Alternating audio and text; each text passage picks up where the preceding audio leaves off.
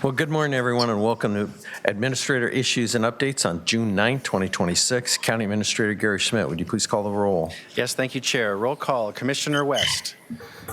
Here. Commissioner Schrader. Here. Commissioner Helm. Here. Commissioner Savas. Present. Chair Roberts. Here.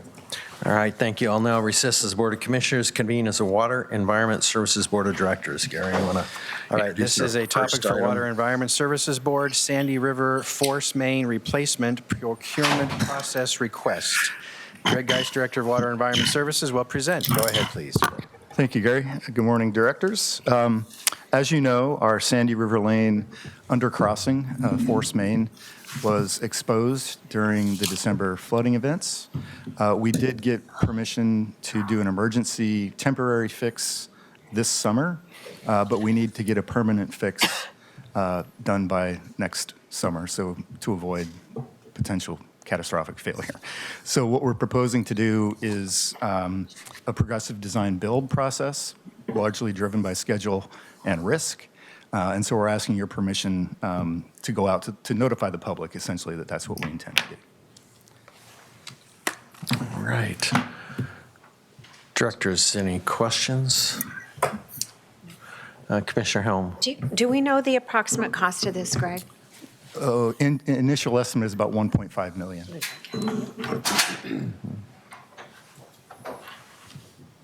All right, is there a motion?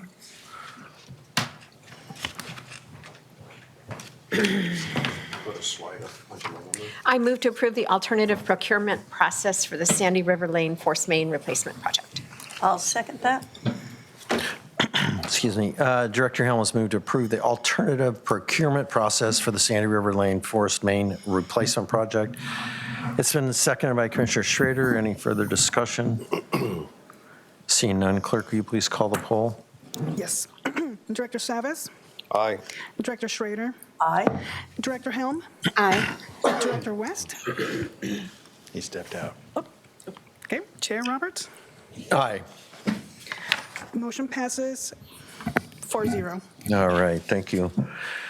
I'll now recess as the Water Environment Services Board of Directors and convene as the Board of County Commissioners. Gary? Thank you. Next is non-competitive arts and cultural lottery dollar grant program. Presenting is Dan Johnson, Director of Transportation and Development. Go ahead, Dan. Good morning, Chair Roberts and Commissioners. Each year, the Office of Economic Development provides the Board County Commissioners with a list of funding requests for non-competitive grants traditionally awarded to arts, cultural, and educational organizations. For the 2026-27 funding cycle, OE Office of Economic Development has received funding requests from Clackamas County Historical Society and Clackamas County Arts Alliance. Those requests are a part of your packet of materials today. During a discussion on May 12th of 2026, you were approached by the Willamette Falls Locks Authority and presented a general overview of the current status of that project. And there was an additional request made from that entity for $120,000 for funding for 26-27. Staff was asked to bring back that request in context with these other requests that you're considering today. If you recall, just a little brief history on the Willamette Falls Locks proposal. In 2021, the Board of County Commissioners approved $120,000 allocation for that. That was distributed out in $40,000 increments, I think, over a number of years. That funding has been complete.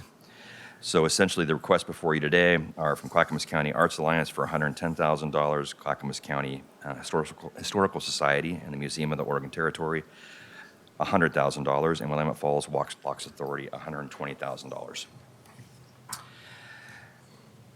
When staff developed the budget for the Office of Economic Development, these are lottery dollars we're talking about. We had, within that budget, proposed approximately $210,000 for funding for these non-competitive grants. That is included also in the 26-27 budget going forward, so there are dollars available. In alignment with that current funding level, what we propose to you today is essentially splitting those dollars three ways, giving those three entities that I mentioned briefly prior $70,000 apiece. These agreements, or should the board agree to this funding, we would essentially be entering into formal funding agreements with each one of these entities for transfer of those dollars and the amounts to whatever amount and level the board desires. We will work through county council to develop those agreements. So I would be happy to answer any questions you might have. I might ask Laura Edmonds if needed to come up and answer, if I can't answer those for you. All right. Commissioner Schrader has a question. Yeah, I, of course, am supportive of all of these entities. We do have to split the baby. I wish we could give them, full funding. I guess my question is that what are they delivering based on what we're giving them? Because they are nonprofits, we don't have any direct auspice or metrics. So should we require a report of some kind when we're giving people money? Because I know for years we've given money to both the Clackamas County Arts Alliance, which I support, and the Museum of the Oregon Territory, and the Willamette Falls Locks Authority. Gary, how much money have we given them over the years? Quite. Approximately $500,000 in cash or in-kind services. Okay.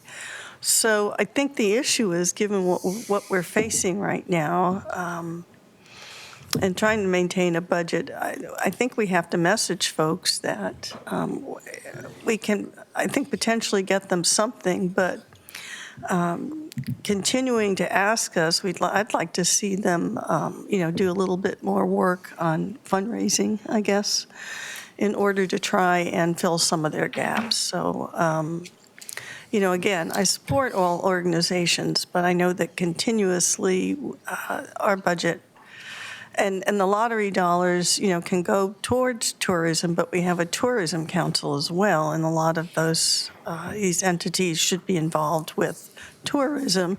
So we're taking our lottery dollars, which are largely for business and community development, and, so I'd love to talk to the tourism folks. I think we are having lunch with the tourism folks and see if there's a way they might contribute based on the fact that, arts and the locks and and all those, and mooch, are supposed to be part of our tourism infrastructure as well. So I'm not sure why maybe tourism could also help add some dollars to this, or maybe give more significant dollars to these folks. Okay, that's all I have. We have not, I can affirm the fact that we have not identified performance measures with either of these entities previously. If you do look at the materials from the Arts Alliance, they do give you kind of a summary of the 25-26 work that was done. Right. The Historical Society does not. They give you kind of an assessment of what they're looking to use the funding for in 26-27 going forward. So, that could expand on a discussion with tourism to possibly fill the gap that we will be leaving if it's funded short of what their request might be. And maybe we should, at least somehow with the folks who are giving money, have formal conversations. I don't think it's necessarily at this meeting, but again, to get, we get reports, but to really sit with them in a clear idea of what the ROI is, return on investment, with some of this as well. So it's just informational. That's all I'm asking for. Thank you. All right. Commissioner Helm. Yeah, I too support these three organizations, but and I also like deliverables as well. But so is this taking money away, the lottery dollars away from other organizations, Dan, or? It is. We have fully funded with the dollars available. All the grant programs the board has authorized to date and the engagement that the board has authorized to date, those are all fully funded in the budget. So it's not redirecting any of those funds. It is money that theoretically could be used for something else, business-related, additional grants, whatever that might be, but it has not been programmed that way. We are fully, the budget you see for fiscal year 26-27 provides a little bit of funding for this and then larger funding for the business outreach and engagement the board has proposed for the next fiscal year. And I agree that I think there's probably more tourism funds available than there are lottery funds available. I realize you did cut them all back to meet the $210,000, but yeah, it's, yeah. I have a little bit of heartburn over it. Thank you. All right, thanks. Commissioner West. I can't get my materials up in front of me. I'm trying, but my computer's not turning on, and I don't have a printed copy. But I was just trying to reference some of the material that we've had before us that we read. I think if you receive these funds, that you should be able to show some community impact in a way that is tangible. So if it is a life support funding, and without it, you would be irrelevant, and the only thing keeping you afloat are these dollars, I think there's a larger impact with other organizations that are reaching more people and having more of a broad public effect for the good than if it's going to something that's antiquated and no longer that as relevant as other opportunities are. Now, they're all relevant. I want to be careful what I say, because I know that somebody cares about all these different things in organizations. We have very limited dollars, and we have been giving money to some of these organizations that I feel like don't even have the ability to be accessible to the public in a way that's meaningful or consistent, or they're having to be heavily subsidized, and the only reason why they exist is because of the generosity of the taxpayers, while still not having, I think, the same type of impact that maybe another organization would. And so I want to look at it through that lens specifically, and I know that one of the biggest conversations that has happened is with Moot, that museum. I think a hard conversation needs to happen about those dollars. And it's hard. I know that that's a legacy project for some that are very have done so much for this county, but I don't know if that's the best use of those dollars any longer. And so I think it's hard for us to say that publicly. I'll say it. But that's the one that is most glaring to me when these dollars are quite precious and they're very limited. And I don't know what my colleagues think about that, but I'm going to throw that out there for us to discuss publicly, is funding in those types of instances and being a little more critical and having maybe different required outcomes and impacts with those dollars. How do we maximize that? I don't know if Moot any longer does that.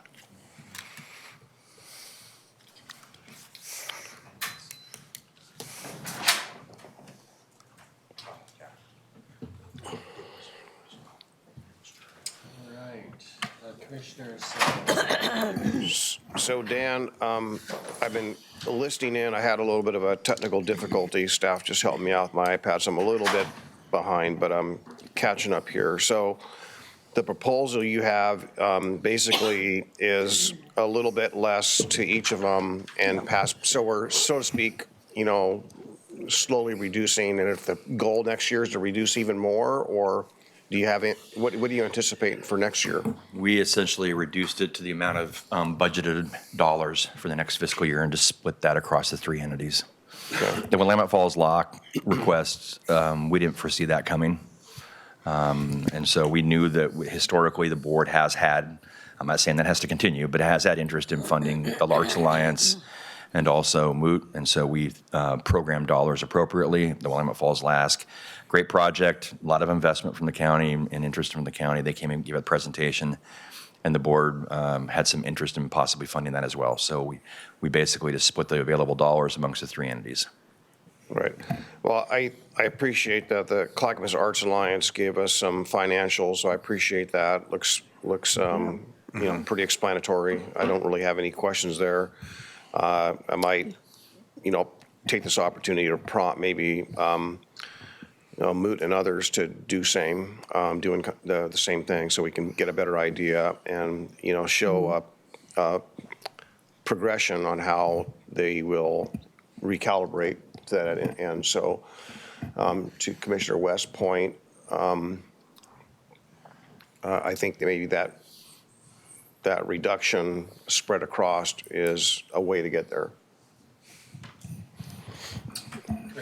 Have we ever, I don't know if this is an idea, I'll throw it out there, maybe it's not even allowed, Is there a way to do an option with certain organizations where they have to, it's a match, where up to a certain dollar figure? So if they want 100,000, if they want to get to 100,000 for their budget, they need to raise, if they raise 50, we'll give them 50 type of thing. Is there any type of a little more skin in the game to really do the work necessary to revive maybe a struggling organization? I don't know. I would love to know before we give you, six figures, how many people in the last calendar year actually visited your museum? How many days are you available to be visited? What do your overall financials look like? And we only got anything from one organization about kind of their money situation. You just brought that. You just alluded to that, Commissioner's office. So they came prepared, and I agree with your statements on what you saw there. I saw the same thing. So I don't know. I don't want to just pull the rug out from anybody, but I also think there's an opportunity to have a better partnership or skin in the game through a potential match instead of just here's a check. Commissioner Hill. Well, yeah, that, and kind of piggybacking on that, I do appreciate the Clackamas County Arts Alliance opening their books for us. It really helps. But as far as Moot, I don't even know what their total operating budget is. Are we the better part of it? I'd like to know that total figure. Gary can answer that. Oh, Gary can answer that? Yeah. Do you know that number? You are a majority of their funding, You're it. yes. Are we a majority? Are we 60%? Are we I 90%? don't have that number. We'll get that for you. Okay, well, I think that is good information, and you're right. I think they should be looking at other avenues versus leaning on the county. Our dollars are tight, and I don't mind helping out where we can, but, we're asked from a lot of different organizations for a lot of money.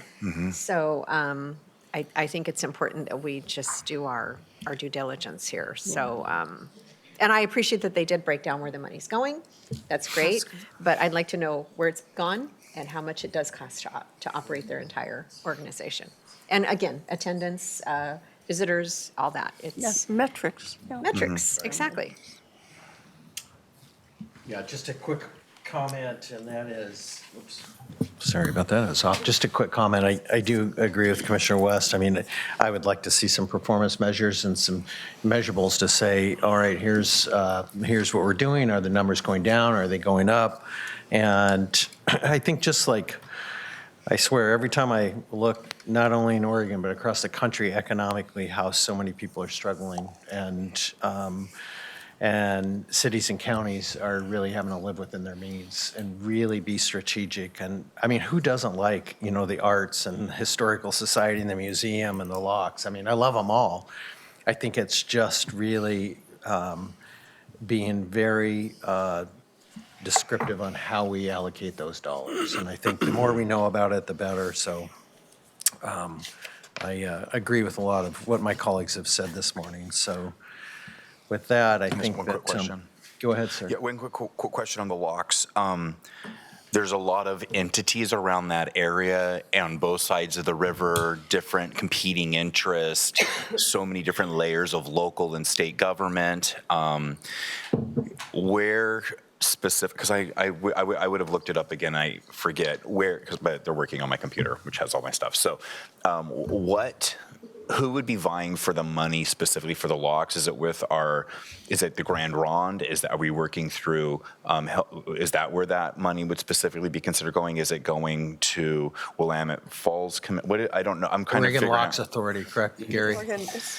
The money you would give is to help with help the authority itself to run, to pay the executive director, to work on fundraising. It's totally internal to help the organization survive as is trying to get ownership of the locks and transfer. But how much money have we given them? $500,000 over about 10, 15 years of cash and so in-kind much. services. You've given a lot. You've heard my opinion on this. Last time the board said no more. Yeah, I kind That of agree board's with that. gone now, but you said no more commitment to this organization. And where are we getting real movement? It's on the Grand Ronde side. Like even what they're able to do with their and kind of inch this along and show progress. I would rather, if we're going to do something locks related, partner with the Grand Ronde specifically because I see progress. I see and it's Oregon City. I don't know, and so I'm getting glad. I'm just throwing an idea out there, but I don't know if we should, I'm questioning what to do with that specifically involving the locks. I'm just throwing an idea out there. Please engage with me and let's have a conversation, but that would be those are my thoughts. Yeah, just to kind of respond to that they are making progress. I mean, they have a timeline and are moving ahead. I think that probably things were a little bit stagnant for a while. I know Martha's been Yeah, really I've- involved in that, but I actually, from the conversations I've had, they are moving forward and really have a clear timeline about what's next. Martha? Yeah, I was going to say the Grand Ronde is moving ahead, and I think on the opposite side of the river, there's a, coalition of tribes.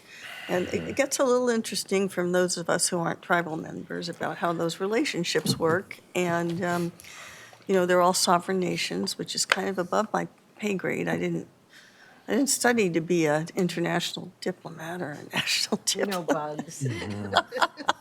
But they've also gotten money from the state, if I understand, on the Willamette Falls side to do the work. And then we've got the Grand Ronde, who is doing their work on the other side of the river, too. So you've got two.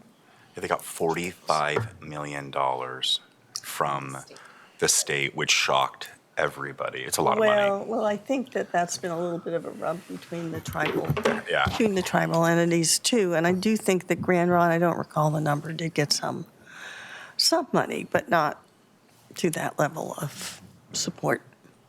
But the Grand Ronde is doing a fantastic job.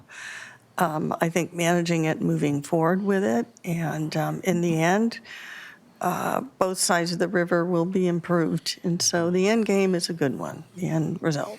But it's interesting. The Grand Ronde's been the best partner to Clackamas County Board of Commissioners out of everyone, and it's not close. We have the closest relationship, the most collaborative, and they're Yeah, doing that well. same work on the Oregon City side, and they're making progress. That's true. Commissioner Savas? Yeah, well, Martha really kind of spoke to what I wanted to say. And I'll just add to that, and that is it would be really great if parties on both sides, Yeah. river or the project, had more collaboration and work Collaboration with together. them. But Yeah. there's certainly some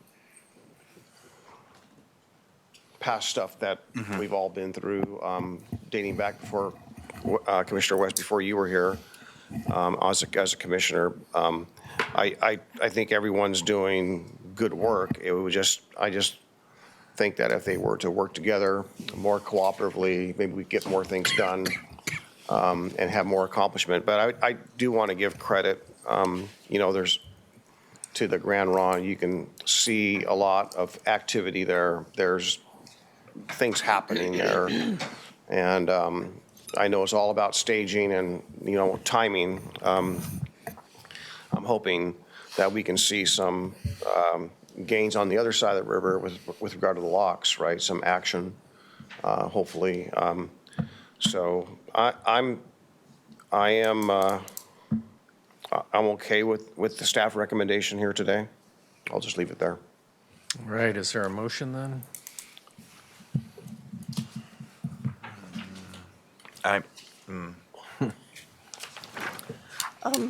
I'll move that we go forward with $70,000 to each organization at this time.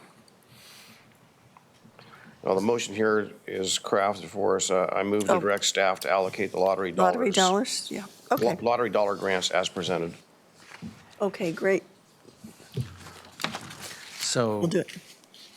so Martha, could you just restate your motion for us? I think. Well, let me find Or- the- Or I'll use Commissioner Savas's and you Say say so. We can do Commissioner Savas's, I don't have a problem. All right, so just for the record, Commissioner, Savas, would you repeat Go ahead. that? And- Yeah, I move direct staff to allocate the lottery dollar grants as presented. Okay, there we go. Is there a second? Second. All right, there we go, we're getting it. Commissioner Savas has moved direct staff to allocate the lottery dollars grants as presented. Commissioner Schrader has seconded that. Any further discussion? Yep. Go ahead, Commissioner West. I won't be supporting the motion as made. I just think there's a couple things that are not being addressed still. I don't want to give $70,000 to Moot unless my questions are answered. I'm not there. I think maybe saying, hey, why don't we do you either have a real plan moving forward or we can do a match and we can bring them along. These are Clackamas, I think we should be specific to where the relationships and the disparity potentially has been with Willamette Falls, and that's with Grand Ronde. I'm convinced of that. Maybe not everybody agrees with me, but the way I see it is that they've made progress with less dollars and less support from the state and less support from the legislature and less support from Metro. It's really a great thing to have a former governor on the other side of the river pushing her agenda. And, you know, kudos to Governor Brown and her efforts there and her very, very generous endowment from the taxpayers. But they haven't had that same effort. And the Clackamas tribe, and from what I can tell, are the original Native American entity that inhabited that space directly on the river.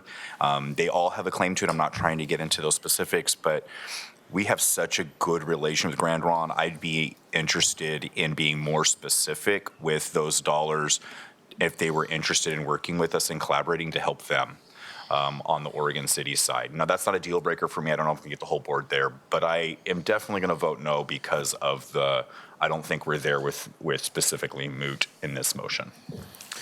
Yep. If I could add one thing, I think that, for example, the locks, I know the city of Westland and others also see this as an important economic driver as well. I also see that without those locks in operation, that there's a lot of work along the Willamette that can't be done because they don't have the ability to move heavy equipment up and down the river. So I know that I think it was Christine Lewis did a presentation not too long ago and kind of gave us a timeline.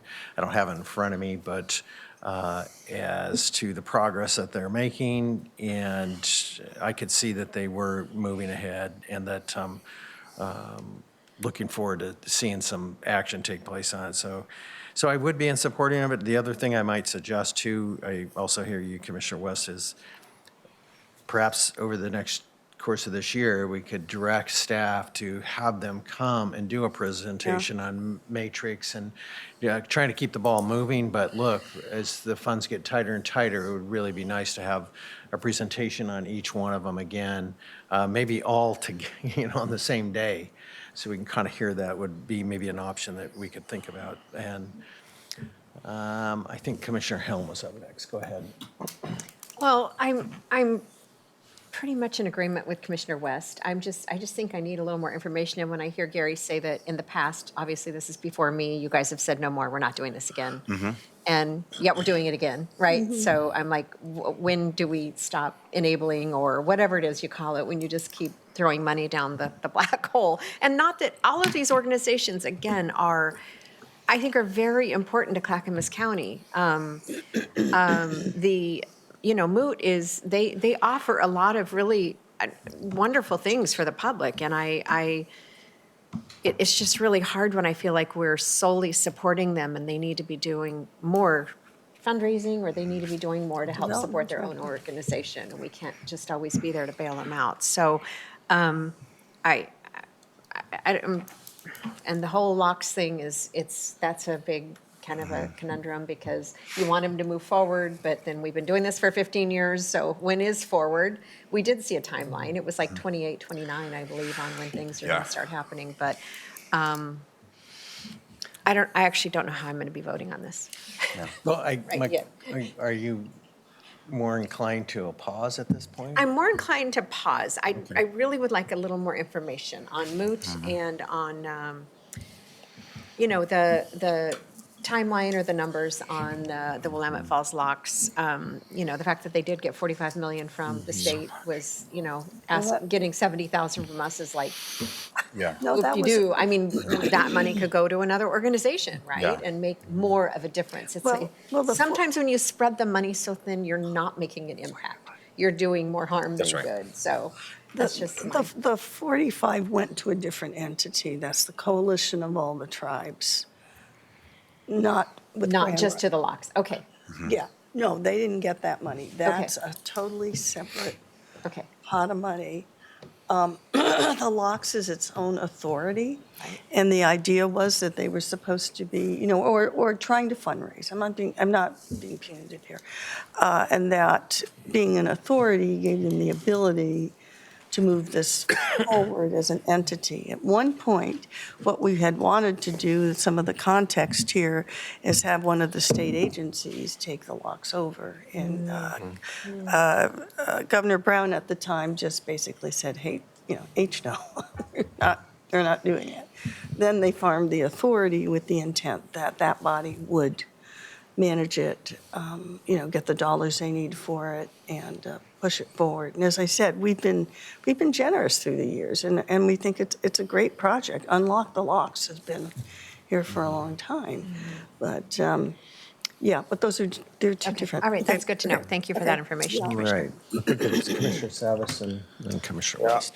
Well, I mean, I think we're all in different places here. I'll just say, I do have a soft spot for Yeah. history and the museum, and I think that it's as strategically located as it is, and it's like a one-of-a-kind facility, as well as all the things in the archive. That's a lot of work, right?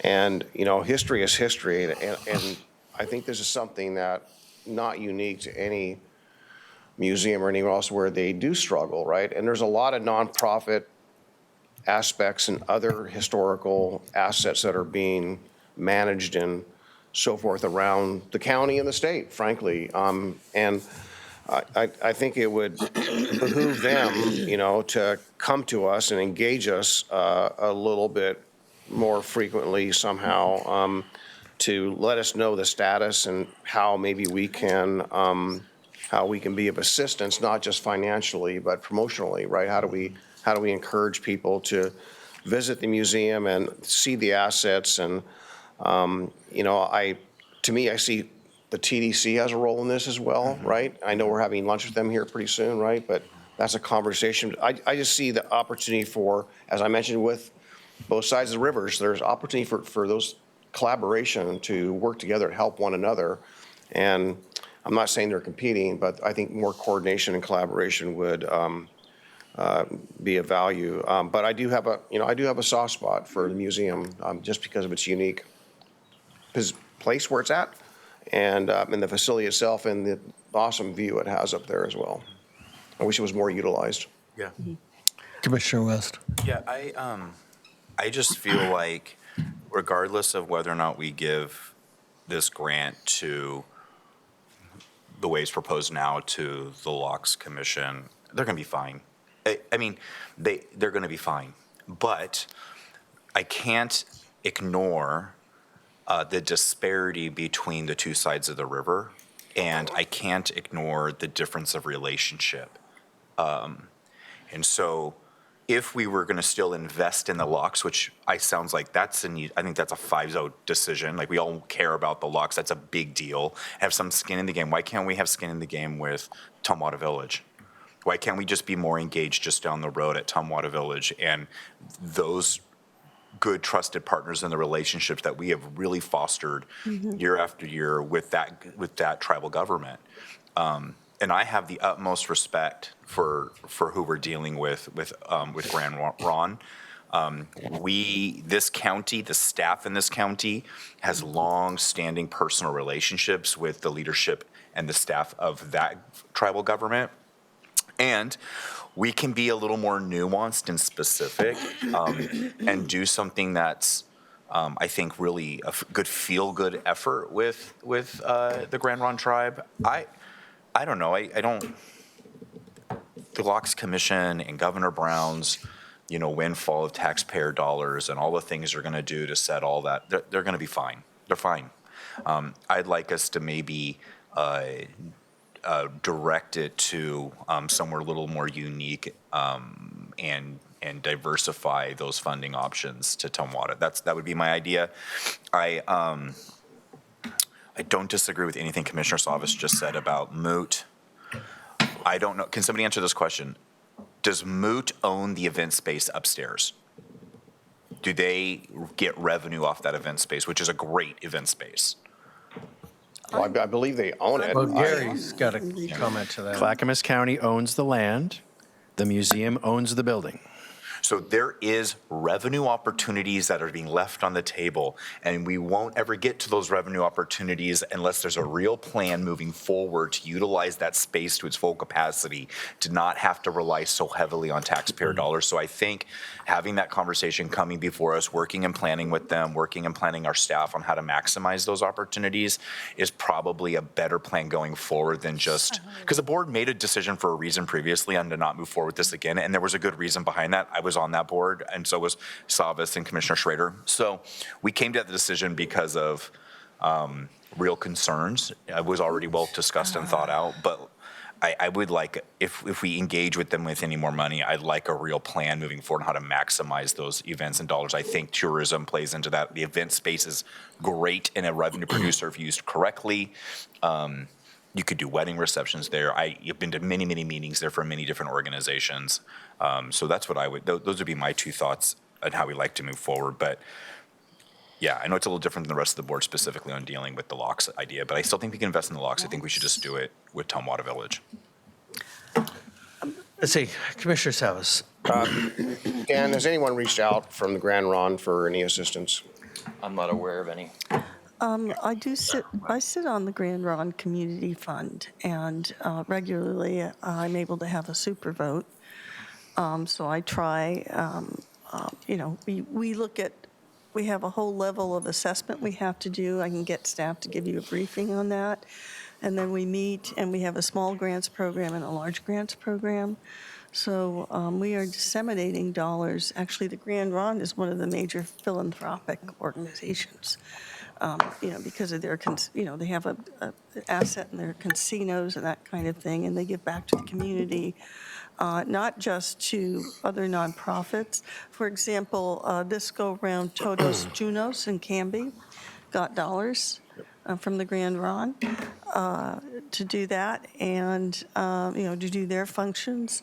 So that's another arena where if people want to apply for dollars, for instance, the museum, I would suspect, would be able to do that. I don't know about the Locks Authority, but they do have an umbrella with arts and culture as well. But you have to apply and make a case in order to get those dollars. Right. I asked the question, kind of knowing the answer. So, but I would say the Grand Ronde has resources, right? Yes. And I think they also seem to have the independence and want to be nimble. Yep. And I don't think $70,000 would make much of a dent in Tumwater Village in the sense that, again, because they have so many resources available. But there again, I knew that they have won some state assistance, right, for some of the work that they're doing there.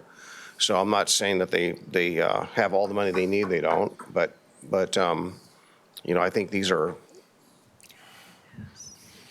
more resource-constrained agencies before us here, right? Doing good work and not having, well, with the exception maybe of Willamette Falls Locks Authority. I get your point. But I think we should either call the question or not, right? And no, I don't want to rush anyone, but I'm inclined, and just knowing there's a motion out there to at least get that settled. Yeah, which I agree. So, Could I yes, make go one ahead. last comment? Sorry. I've had my light on here. Okay, Yes, sorry, thank you. I'm sorry. Thank you, Chair.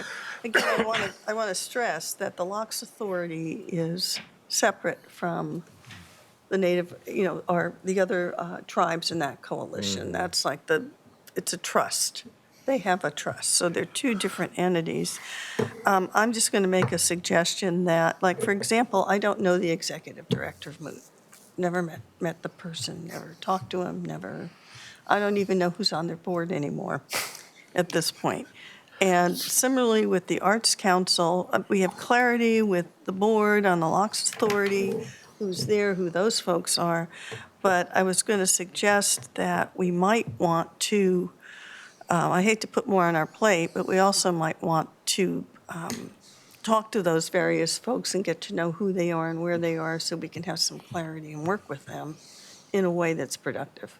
Okay. So That's my last. is your thought moving forward on the locks and discussing the other ones, or I'm trying to understand? No, I where will you're- move, I'm at the point, well, let's just move, for this point in time, let's move, I'm willing to move forward with all three, but I honestly think that we really haven't had any in-depth discussions with any of these entities for quite a while. I do know Moot, they seem to have some stability with a new executive director, but they've gone through numerous executive directors, so I need to know, I'd like to know where that status is. I agree with that. Yeah, All right. okay, so Go ahead. that's all I have to say. Okay, go ahead. Either way, 120 or 70,000, whatever, is not a lot for either side of the locks, period, especially on the other side of the river.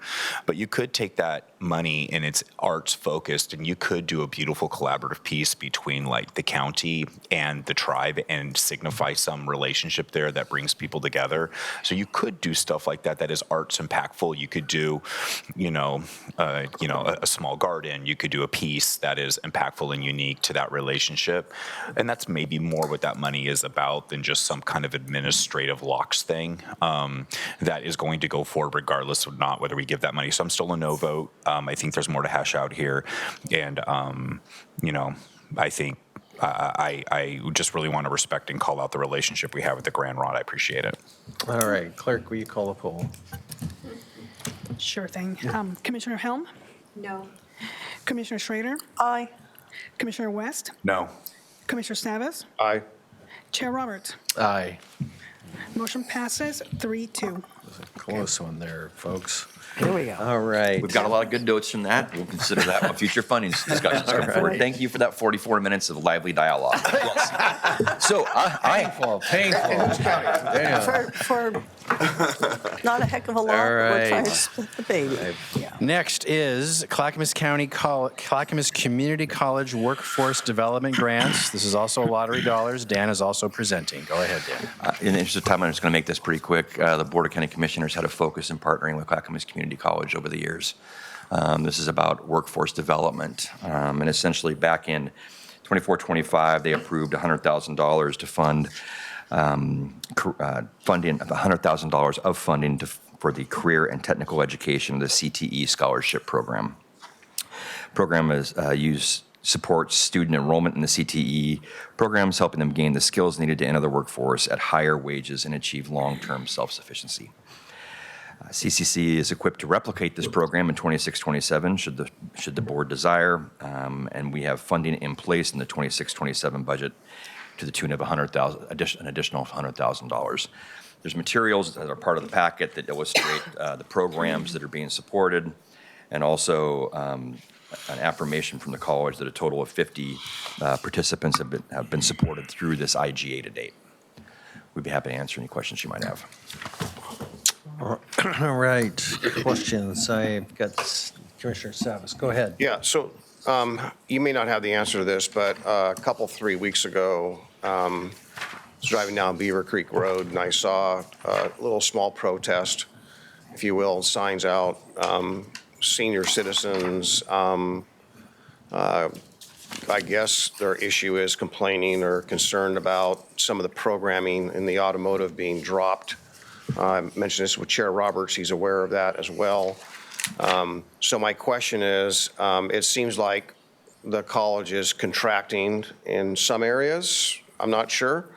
And knowing how much impetus we put on our senior citizens, and there again, this is not a program that is designed for senior citizens, but also some of the signs were about the programs affecting younger people, up-and-comers that would take advantage of that same program. So I thought it was an interesting dynamic that both sides were making this case, if you will. Again, that's not our business, it's the college, but I couldn't help the fact that they were out there for a couple, 3 weeks, I believe. They may still be out there a little bit, but the signs were the last time I drove out there.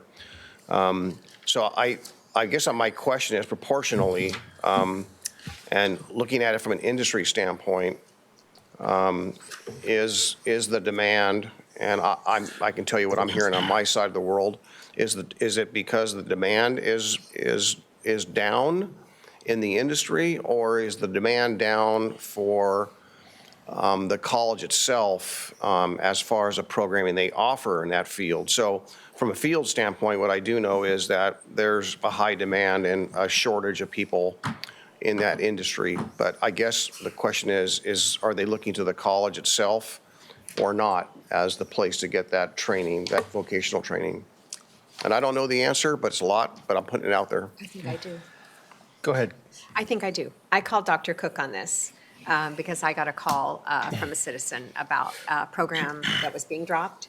And there is a lawsuit going on. So he was a little, I don't want to say vague, but because there's an ongoing lawsuit going on. So these are hobby classes. So they attract a lot of people who come in and work on their own vehicles.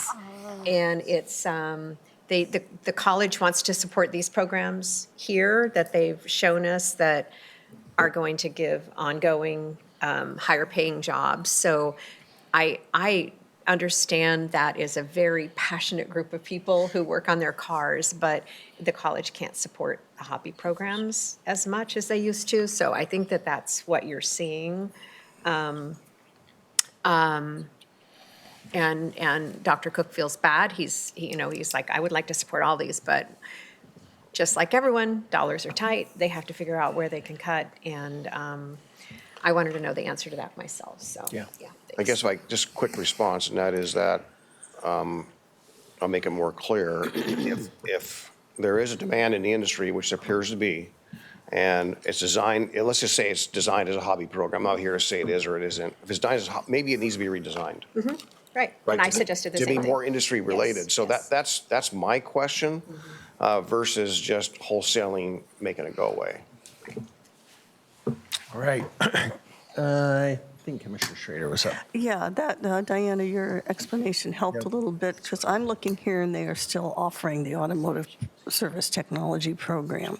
The issue is if they're very strong in these other programs, particularly the career pathway sector with health. Exactly. Okay, and so if who's really signing up for these programs is not really doing it for a workforce pipeline, that's the issue you have to ask. Where they may be getting their training someplace else, but as a hobby, their focus here is, a pipeline to a modern workforce. And a lot of these, like the water and environment technology, renewable energy, landscape. I mean, a lot of these are pretty salient, I think, in terms of like the apprenticeships, in terms of really being focused more on getting people jobs. Yeah, and may I respond to that too, please? Yeah. I think there's a lot to be learned from people who've been working on cars for a long time, or I any think type so of too. hobby where you have the expertise, you have the knowledge, you have the history, right? And sometimes those people are best at teaching the younger There you population go. how to do those things. So I don't want to discount any of those people who've been doing it for a long time, and this is being taken away from them. And I understand that hurts. But again, we're trying to get people on a career path where they Pathway. have a high-paying job. And I just understand too, Dr. Cook's reasoning that they've, slowly cut back on some of these programs that haven't had a lot of attendance. Yeah. And so it's hard to support them. A lot of them are in the evenings. And again, they're trying to focus on that group of people. I don't want to say younger people, because there's a lot of people in their, middle ages going back to college to learn new careers. So, but yeah, that's some explanation. All right.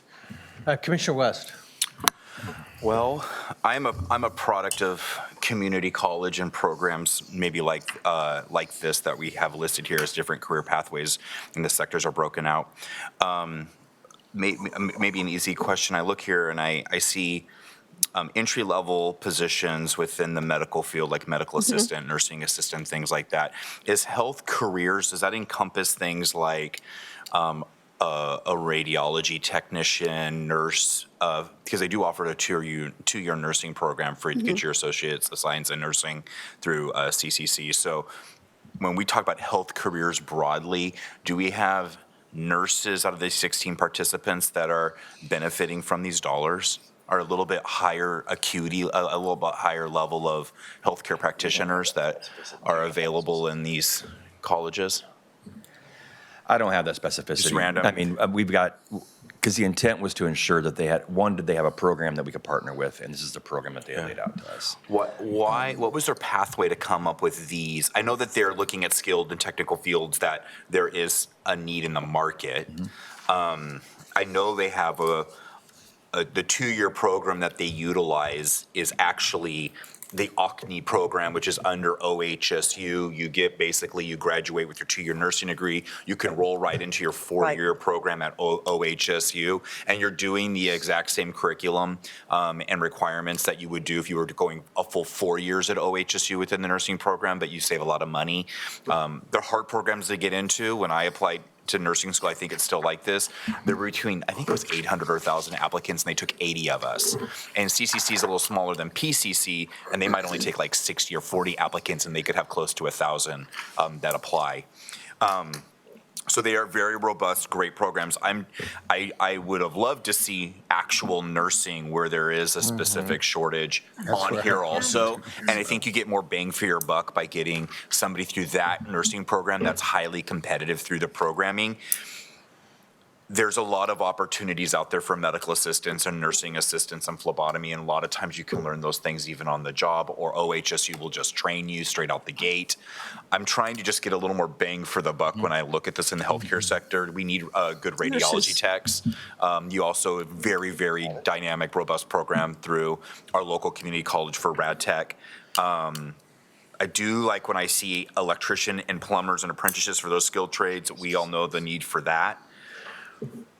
I don't know if I agree with all of this or how they got to these different fields. I don't want to say that we don't need them, but I don't know. I don't know.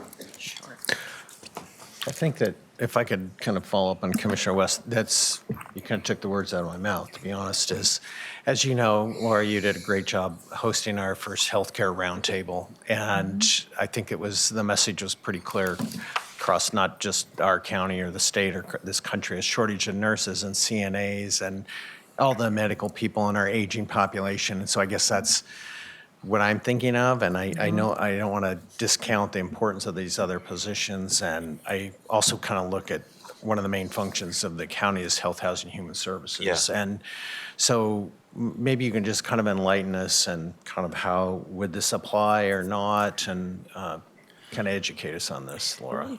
Okay, so I'm going to be really quick. So basically, since we are currently reporting to you for midterm data with only 50 scholarships for this current funding year, the last couple years, when they give me an annual report, they do give me the specific breakdown on how many students in each CTE course. Yes, there have been the nursing, the medical assistant, medical and billing, and coding, and phlebotomy. But the RN program is included? The nursing program is included. So, Okay. and Okay. and I would like to kind of refresh you, since it's been a while. These grants are generally for low-income individuals, veterans who are going through programs, stuff like that. So this isn't the totality of all the students going through their programs. Totally, yeah. This is just the small amount, the small numbers who are benefiting from the scholarships Right. to be able to offset their ability, to support their ability to graduate the programs. So this How is many just a- nurses? Do you know how many nurses? Do you have that number? Well, previous year, it was 1 for their AAS degree. So that's the difference. Yeah. Each year is different. I mean, everything that's benefiting from these out of 90 CTEs, yeah. I'll support this, but don't want to rock the boat too much, but if I look at some of these and I look at the hierarchy of needs, there are some positions here, where I feel like, you could affordably get a low-income person who has the chops to do it through a nursing program and have a bigger impact on the community as a whole than a fitness specialist or somebody are a different type of position on here, or a human resources person. And it's my opinion on what I look at the overall need. So I think just I'd like to see it maybe a little more targeted. And Rad Tech specifically is an important one. The Rad Tech and the nursing program specifically, I think it's super hard. It's an affordable way to do it. Almost everybody in that program is living on top ramen and in the library. And many of them are single moms or individuals that have made career shifts and changes. And I come from very humble beginnings too, but that need is so huge. Overall, I like to see maybe its expansion in those two programs as an option for scholarship opportunities. All right, thank you. Commissioner Schrader. Yeah, just to give this some context, we were the first county to identify healthcare as an economic engine way back in 2008, I think, or prior to that. Anyway, one of the reasons we looked at it is because of a shortage of nurses. Okay, so I know that is built into this program. Because that was one of the biggest things that jumped out at us when we did it. And we built the Harmony Campus with urban renewal dollars specifically to give them a hub for medical technology and these other issues. And I think I'm willing to go ahead. I absolutely think we should go ahead with the scholarships. But again, perhaps we should have a group meeting with Mr. Cook, who's a great president, done a fantastic job, and just get an update on where all these are. Again, I think they're great programs. They are getting people jobs, and I do know nursing's a part of it, but I don't know if they have Rad Tech. They do have the program, I know that. They do? Yeah. Okay. Well, that's the other thing is that if they have it, you just got to get people out to take it. I might be biased. That's the other thing. I might have some bias for the nursing. Oh, no, but the nursing shortage, because that's how we got to know, Right, the nursing home folks, actually. Brad over at. Yeah, we talked about that with the And hospital Miller, directors right. and, yeah. Yeah, because, this is just we talked to them directly, and they were telling us in care homes and things, they were having massive shortages. And so we were responding to their needs at the Yeah. time. So So I anyway, think we're probably at a digress. point, it's a motion. Chair, I move to approve an allocation of $100,000 to Clackamas County Community College for career and technical education scholarships. I'll second that. All right, Commissioner West has moved to approve an allocation of $100,000 to Clackamas Community College for career and technical scholarships. Commissioner Schrader has seconded that. Any further discussion? Seeing none, clerk, please call the poll. Okay. Commissioner West, Aye. Commissioner Helm, Aye. Commissioner Schrader, Aye. Commissioner Savas, Aye. Chair Roberts. Aye, Okay, motion passes 4-0. and thank you both. Thank you so much. All right, Gary. All move right, along thank here. you. Next is your review of your board business meeting agenda for this Thursday, June 11th, 2026. You will have public communication, 3 public hearings. 2 of them are boundary changes. The third is short-term rentals, first reading to change the code. Then you have a pretty short consent agenda for the Board of County Commissioners. If you have any questions on any of these items, would you please let me know, and I'll answer it for you or bring staff in the room to answer it for you on Thursday. Next, Sheriff's Office Budget Line Item Authority. Commissioner Savas has asked for this topic. Go ahead, please, Commissioner. All right, Commissioner Savas, you wanted to bring this conversation forward, and I'll turn it over to you. Yeah, I had consulted with staff and others. I shared an email with legal counsel trying to cite any particular statute that disallows budgeting by program and category. And I think, I'm not going to put words in the legal counsel's response, but the way I read it was, and what he sent me, there was nothing that contradicted the ability to allocate funds by program, adopt a budget by program, and by category. So as opposed to line item budgeting, I think line item budgeting would be too intense and too direct, whereas doing it by program still gives the sheriff the authority to adjust spending within those programs And and as I understand it, we've discussed this with financial staff as well. And as I expressed to legal counsel, I'm willing to take this and find any examples where, or ask for, I did request anywhere where it's disallowed, or agencies or attorneys or counties or the AOC, but I'm willing to pursue it. But I don't think it's that big. I can't fathom from an accountability standpoint that I think there would be an expectation of accountability regardless. And Gary, you have some other information you shared. Can you share that? Yes, I've been working with Billy too, and I know Jeff Munns has offered some input.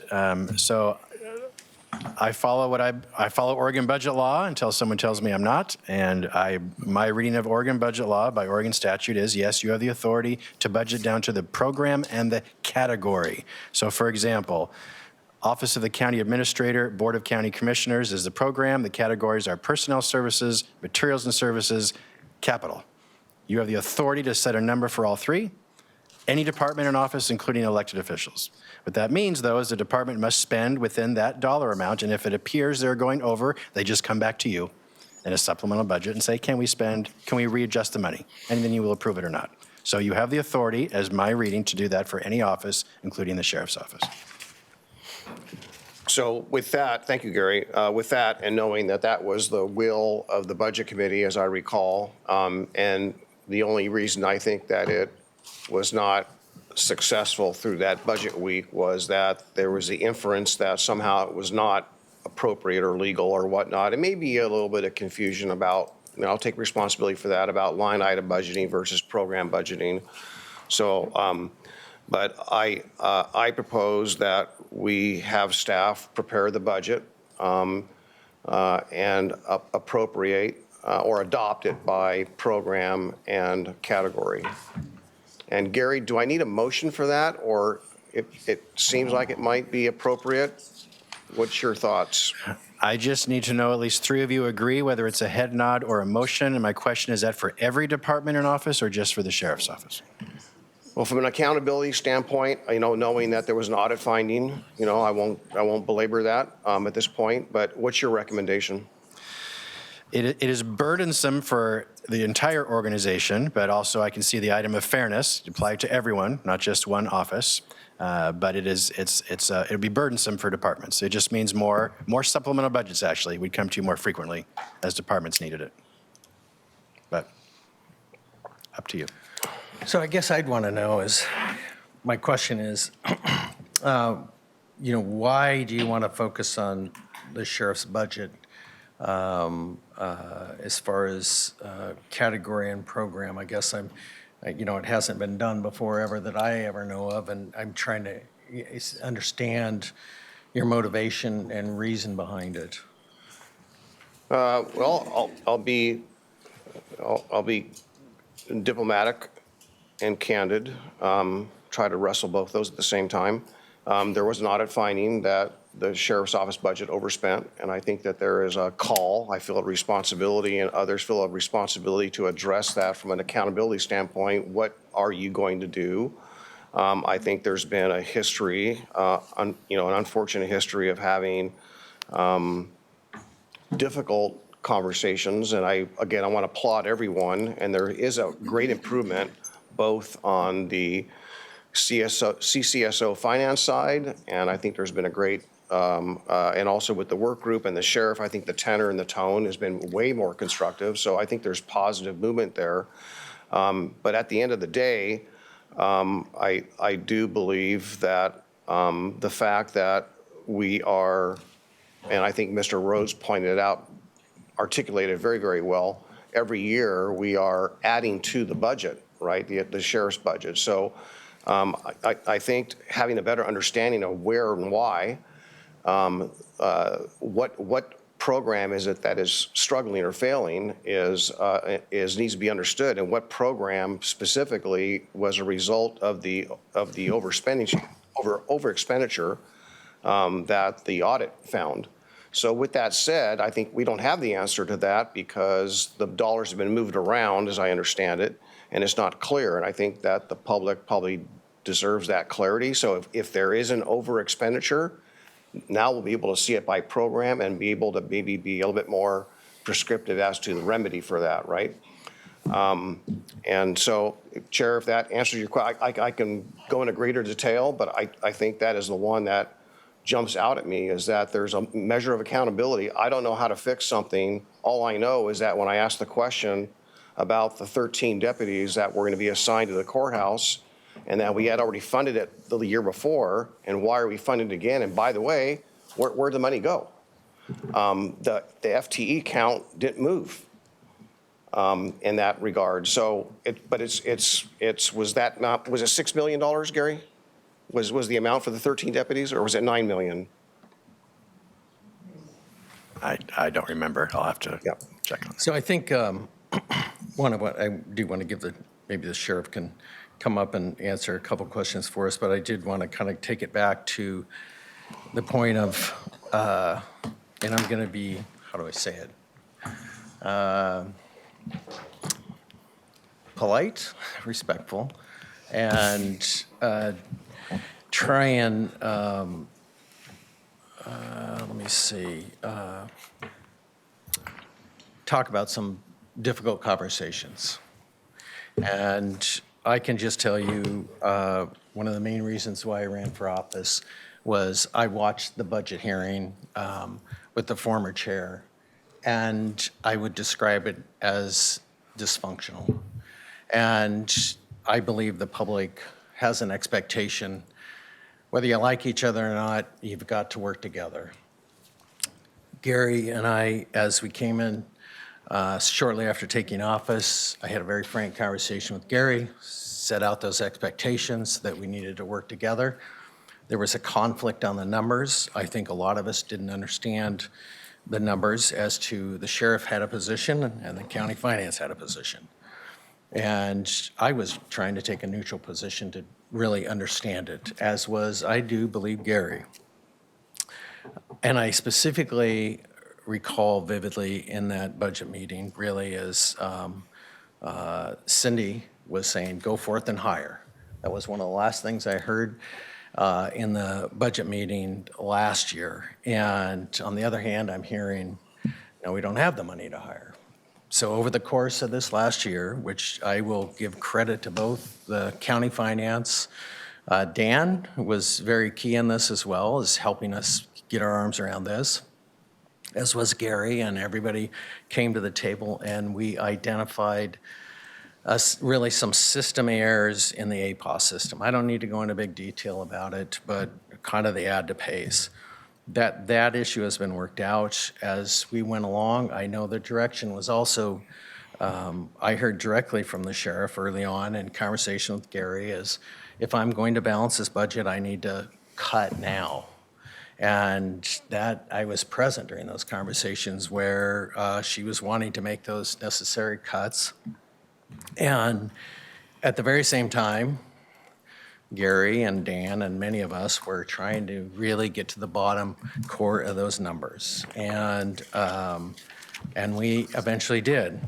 And I still remember Dan's words in a meeting. Dan, I'm putting you on the spot. You better start making some cuts and reductions. And that's exactly what happened. They didn't fill positions. And I think even before that, they weren't filling positions. And then historically, I've had conversations with Gary about this too, is, and I think it was also discussed in the budget meetings about kind of this historical supplemental budgeting process. And I think that gives not clear direction sometimes of like, hey, come back to us. Here's what we're giving you now. Come back to us later in the year. And I always felt like that wasn't really clear direction, that we should be saying, here's your budget, live within it. I get it. If there's a crisis, that's when you come back and talk to us. And so I can just tell you that over the course of the last year, county finance, the sheriff's office finance, Gary and everybody else has really come together to really solidify what we believe are the true numbers to the budget. And we're making progress. I believe in one more year, we will have this dialed in. But this always obviously takes time, and we're going to live with a number of openings. And I think that this board has been very clear that they support public safety. They want to add as many positions as they could. And historically, what has also happened, I will tell you, is back when I was sheriff, I would say perfectly clear, the ELED does not fund enough deputies. And at times, the sheriff or the county would say, okay, we're going to pick up these extra ones to backfill the ELED. And really, I think that gives you this false assumption that, hey, the ELED is doing all right, which it's not. So I think this year we budgeted to actuals within the ELED, and I believe that the budget that we have now from the sheriff is really a sound budget for what she has brought forward, and I believe can live within those means for the year. And like the sheriff, to have the ability to manage her budget and come back to us this next year. So I know some things have been said. Sheriff, I just want to kind of give you an opportunity to kind of respond to some of the things as far as your thoughts on not coming in on budget and those comments. Sure, Chair, I appreciate that. It has been a work in progress. I can tell you that the APOS report, the all positions budgeting tool the county uses to budget our people, has been off by millions. And that has been the discrepancy between our team and county finance team. And this is, I'm not pointing fingers, I'm just telling you that to budget to a report that is chronically underfunding my office is problematic. As the chair mentioned, and not just, several previous years, go forth and hire. We want you to hire. You have all the money you need. Our all position report is telling us you have all the money you need to hire all of your positions, 607 positions. And that is just simply not true. So 44 positions, last year I held vacant. If I had hired every single position, I again would have been completely upside down. I didn't do that last year.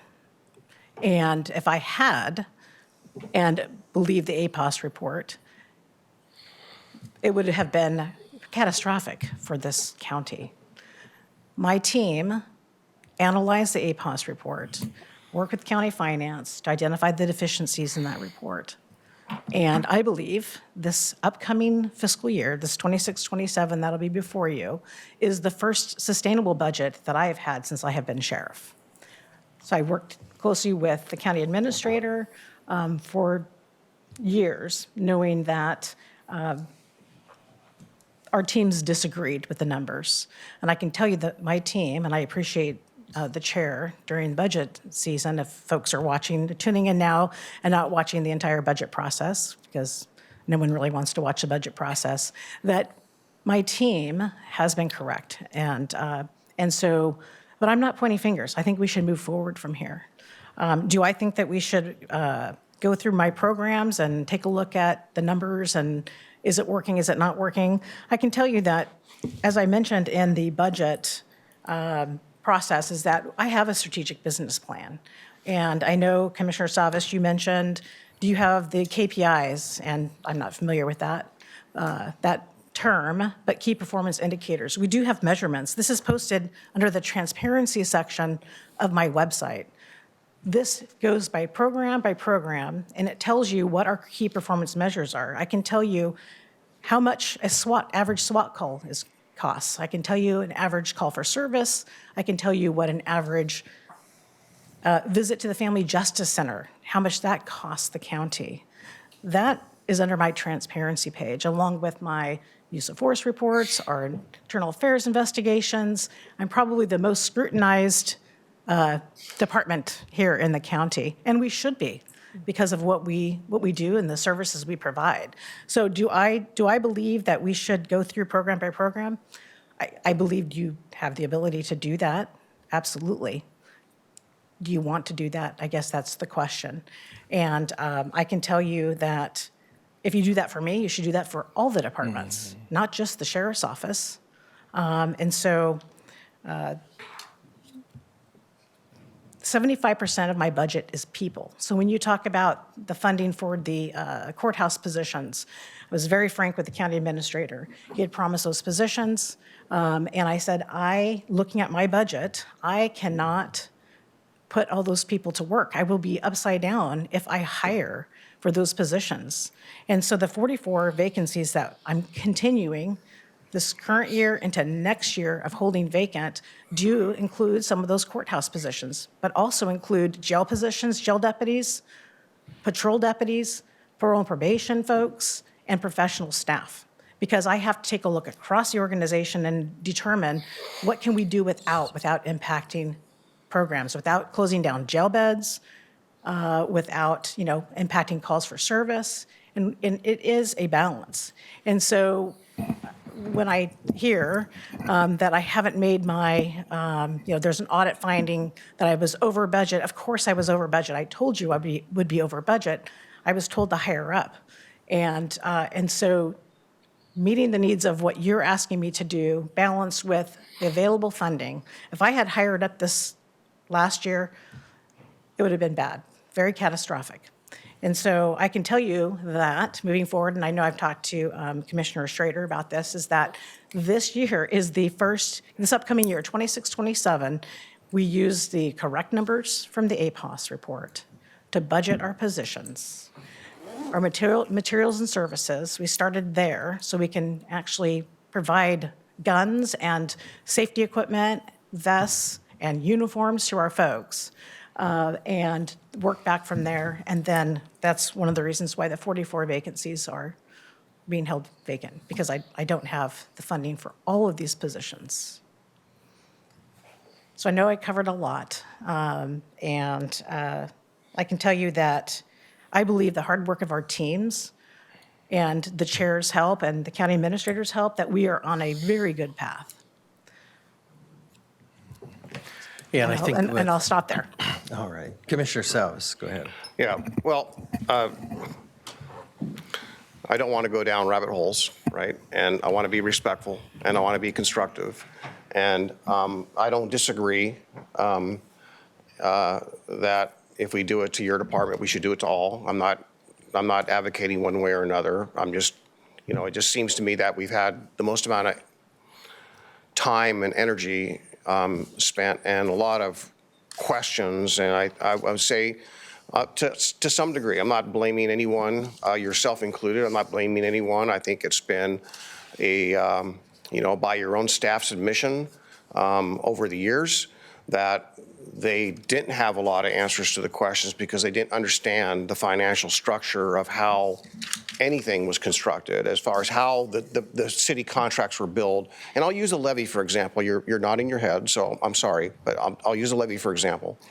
And we talked about how that millage rate was derived, right?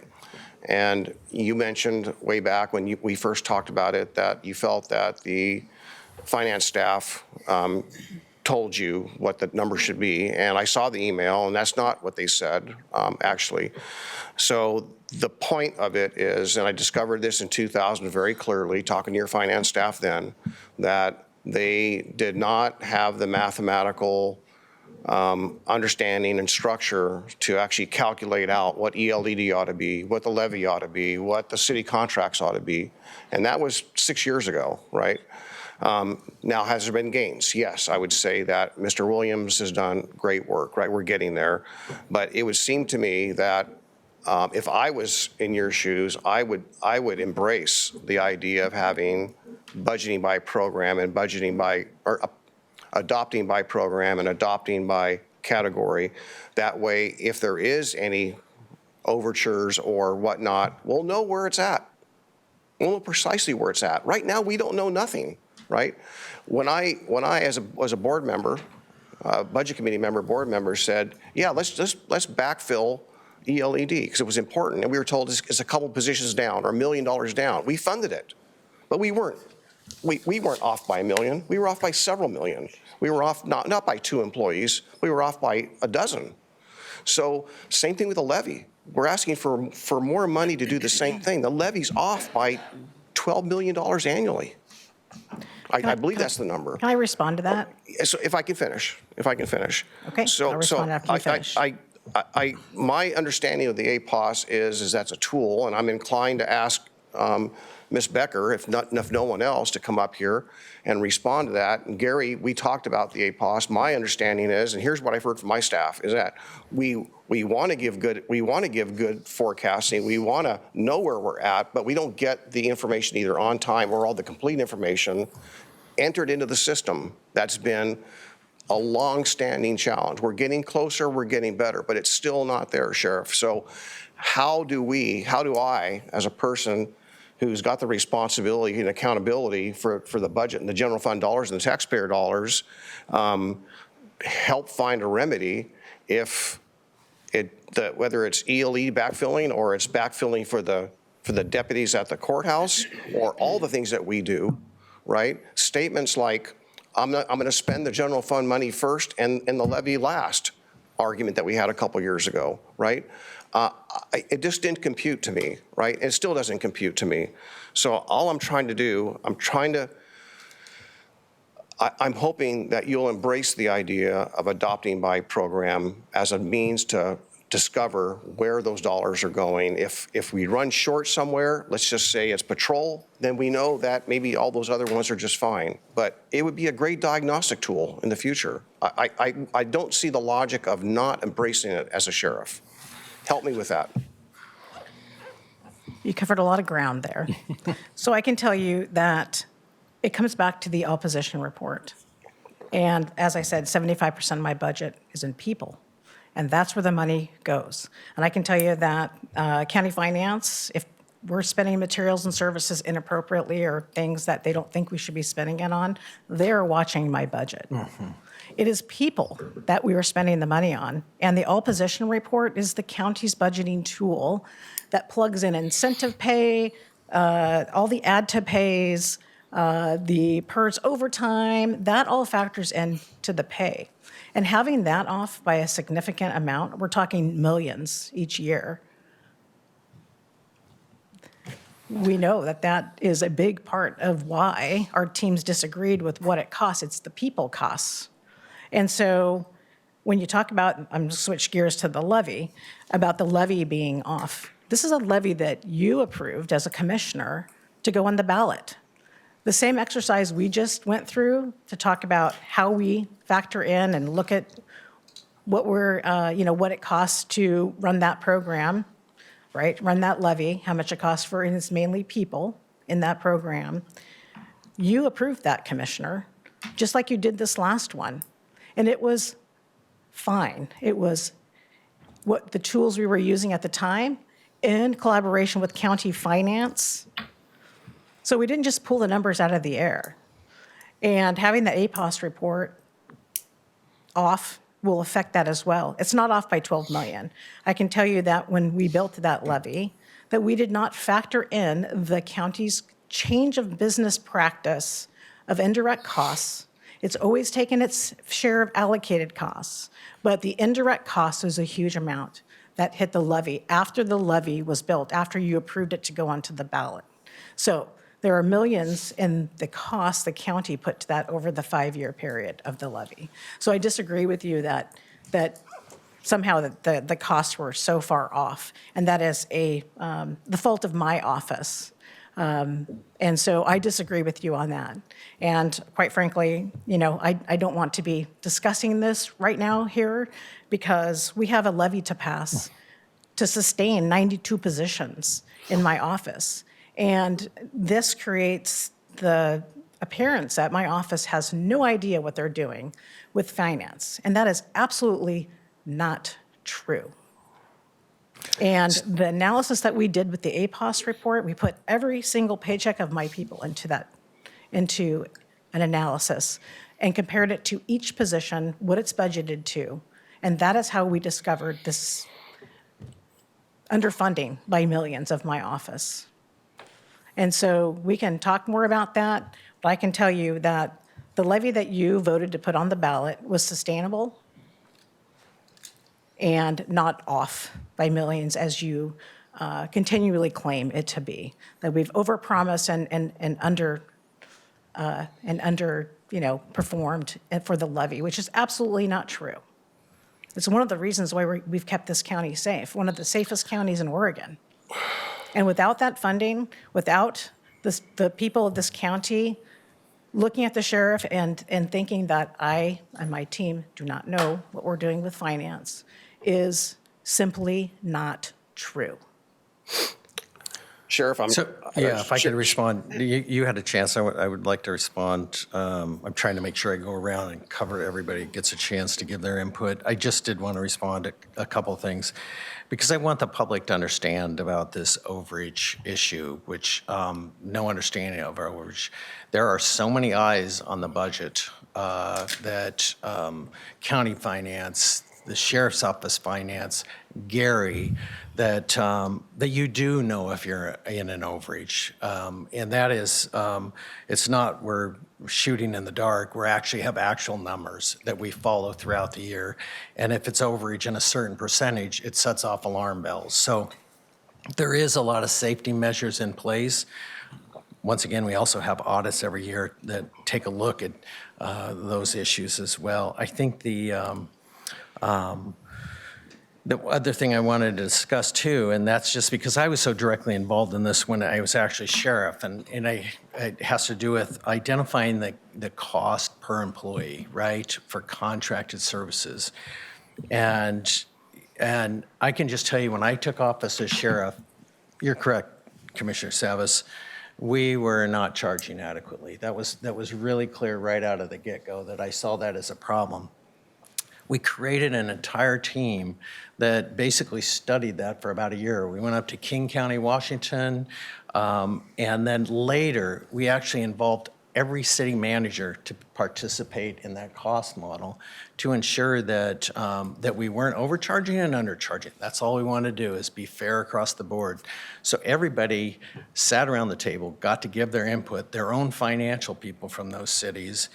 And believe it or not, we came up with a number. They felt it should even be higher, and it was raised. And so that had been reevaluated a number of times, and I know the sheriff, since she has taken over, they continue to reevaluate that. What causes the problem is that, number one, is if you either negotiate a labor contract midterm in a levy, or you increase the allocated cost to a dramatic degree midterm in a levy, you suddenly throw everybody in the hole because that wasn't projected. So I can't remember, it was exactly maybe 11% increase in allocated costs. Well, that wasn't calculated when we went before the voters and asked them. That was a dramatic increase, as was the CCPOA contract. So you start to create this kind of tsunami of additional costs that impact it. And the only way you can counteract that is either keep positions open or make cuts. So, if we did the program analysis, I would say you do it countywide to all departments. You just don't focus on the sheriff if that's what you're doing.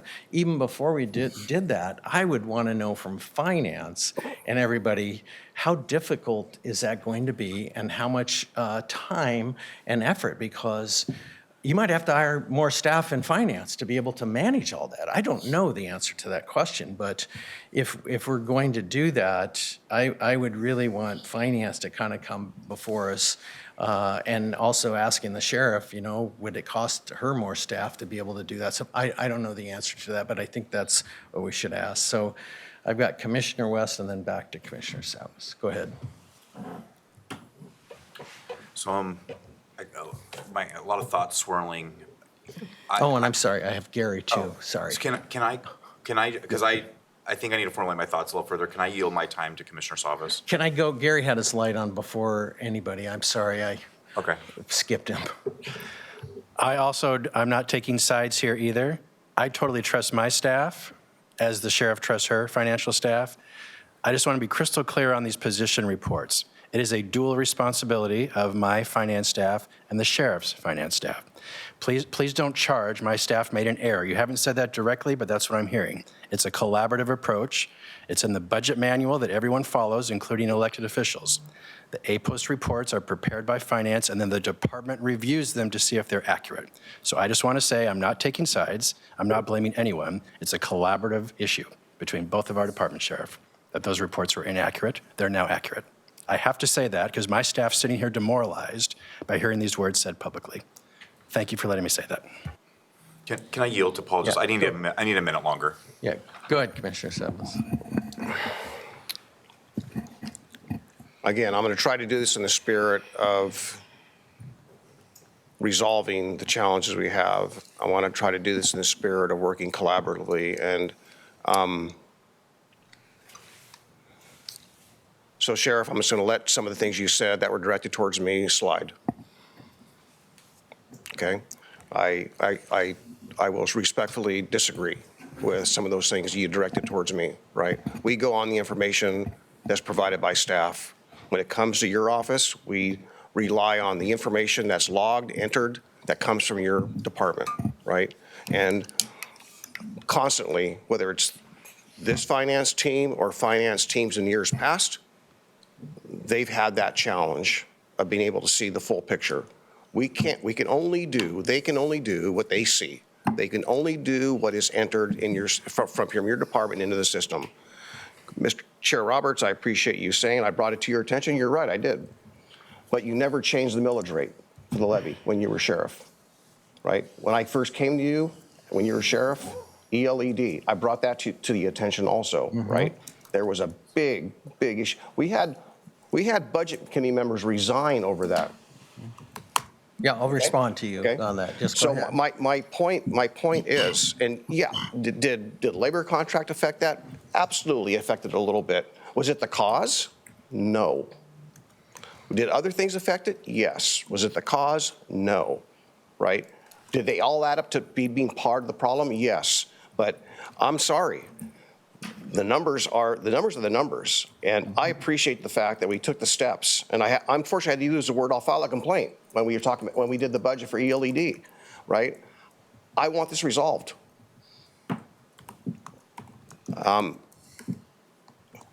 I disagree. I feel I'm on good footing and standing to say that the numbers that we were provided over the years were inadequate to actually set that millage rate. We took the trust. I, as a board member, I take responsibility. Okay, I trusted that the number brought to us, whether it was Sheriff Roberts or whether it was Sheriff Brandenburg, and I appreciate, I want to say applaud you because you and I sat down for lunch one time and I said, you know, the levy's off. You and I had this conversation. I go, it needs to be increased. And you did. When you first came, the first time the levy came up, you were sheriff, you increased it, right? I trusted that was the right number. I didn't set the number, our staff didn't set the number, but I want to thank you for that because you recognized it and you made an adjustment, right? Now, did we get fully there? No, we didn't, okay? I don't think we have to, frankly, raise the amount to provide the same amount. I think we could actually, you know, find other things, other ways of calibrating it. But the point is that if we can't agree, I think we need someone on the outside to look at this. I think we need to hire someone on the outside to come in and say, you know what, there's something wrong. We haven't resolved it. But I think the finger pointing is going to get us nowhere. I want to be collaborative and towards getting the right numbers, providing the service, and gaining and garnering understanding and respect in order for the levy to be successful. I hear so many conflicting things, but at the end of the day, there's a saying in the computer world, junk in, junk out, right? If we don't get all the information in on the expenditures and the cost, great. You're not going to have a good number. And if it's 75% personnel, I don't dispute that. But 25% of $100 million, the other side of the equation, that's $25 million, right? I don't know where the problem is. The challenge is that it's more, and it's more, but we don't know where it goes, because when we say, and I remember having the conversation a year ago about the positions, we're hired up. We had the year before, 3 years ago, we had 86 positions filled in the levy. And then last year, it was 86, right? And I guess now I'm not even know what the number is. Maybe it's 92, I think. The point of the matter is that we wanted to see it fully funded, right? We had money left over in the levy that was not expended this year and last year, right? That was not fully expended. And so if the money was there but it was not expended, and the positions were never filled, I think the challenging thing for us is that, again, we need the complete information. And again, let's just take a moment and just recognize the great work that's been done in the last year. And let's please continue that. And please, let's get into the spirit of collaboration. Please embrace adopting the budget by program and category as a tool to see where the challenge is and how to resolve it. I see it as a remedy. I see it as a tool. Thank you. All right, I'll give you a chance, and then it's West, and then Helm. So the levy increase, the conversation you and I had, was because we needed to add people, because the county could not afford to add the 16 patrol deputy positions in the levy, the detectives in the levy. And that was what the increase in our conversation was, as I recall. And that was because we needed to add people. And the county could not afford to do that. So that was the increase. And I know you had asked previous Sheriff Roberts to increase the levy the last time he came up for the levy when he was sheriff. And so I can tell you a conversation I had with the chair was I asked him, how did you make it through these levy cycles with just a straight renewal, right? And there was no adding of people. And he said that was because he guarded that levy, the funding. And so to spend it only on the positions, the levy positions. So and not to argue with you, but there's plenty of money in the levy, this current, right now, this levy. When it was built, it was not built with the changes that county finance under the county administrator changed. That's one of the things. So the allocated cost model change after the levy was already enacted. The indirect costs recovery to pay for internal services, all that, and you mentioned 11% for those costs. It was actually 30% that was pushed out, not only to the levy, but to all of our funding sources, the 30% increase, which is huge. And then combine that with the increase in the CCPOA contract, that, all those costs went up, not only the levy, but all of our funding sources, and, mind you, our contract cities, okay? This hits every single place that we push out our costs to. So, I mean, I disagree that the levy did not collect what it needed to collect to provide the services. That money was built to pay for the services. I can't put all of the services to work when I have to pay the county the increase in the fees that were placed to the levy after the levy was built. My goal for this levy in 2021 was to come up with a straight renewal. And that didn't happen because of the cost increases to the levy. For all that I've just mentioned here. So I know that we could probably talk many more hours about this, but the pressures put on the levy after it was built, it's not sustainable. And that's one of the reasons why we have to ask the voters for an increase to maintain the same level of services. And that'll be for another discussion as well. But the change of the cost model of the county did not just with the levy, but with all the funding sources and our general fund sources was quite a large change and pushed a lot of costs to the levy that were not anticipated. Thank you. Right. Commissioner West. Oof, I'm tired. I know. I'm in a unique position where I get to be very reflective about my term here as a county commissioner, which is over in just a few months. One of my biggest regrets as a county commissioner is the unfortunate rift in the relationship that I have had regarding this issue alone with the sheriff, especially since I'm somebody who is such a strong advocate and stalwart for law enforcement and public safety, not just in my career as a nurse that's worked hand in hand with first-hand responders, but also as a policymaker and someone who has been quite vocal against a culture that has unfairly demonized and has unfairly worked to actively defund and undermine that essential core service of law enforcement. I can sit with Sheriff Brandenburg over a drink and we can talk like we're best friends. Unfortunately, in the public, that has not always translated as the case. But that doesn't mean that I don't have the utmost respect for the stars on your collar and the badge you wear, despite political tensions between us, Sheriff. And I think as we wrestle with this very solemn duty as commissioners, regardless of those past tensions, and I think it's important I say this publicly, we both share a lot of common ground and want to get this right. And so I think Commissioner Savas is authentic, despite some of our disagreements or misunderstandings or whatever impasses are. When he wants to work collaboratively, I want to work collaboratively. I want to try to get this right on my way out before I leave. And I don't want to be adversarial with you. So I want to lay that groundwork. Because some things are bigger than the titles we hold. And this core service is one of them. So I hope the public knows where I'm coming from after saying that publicly. It's not easy for me to say.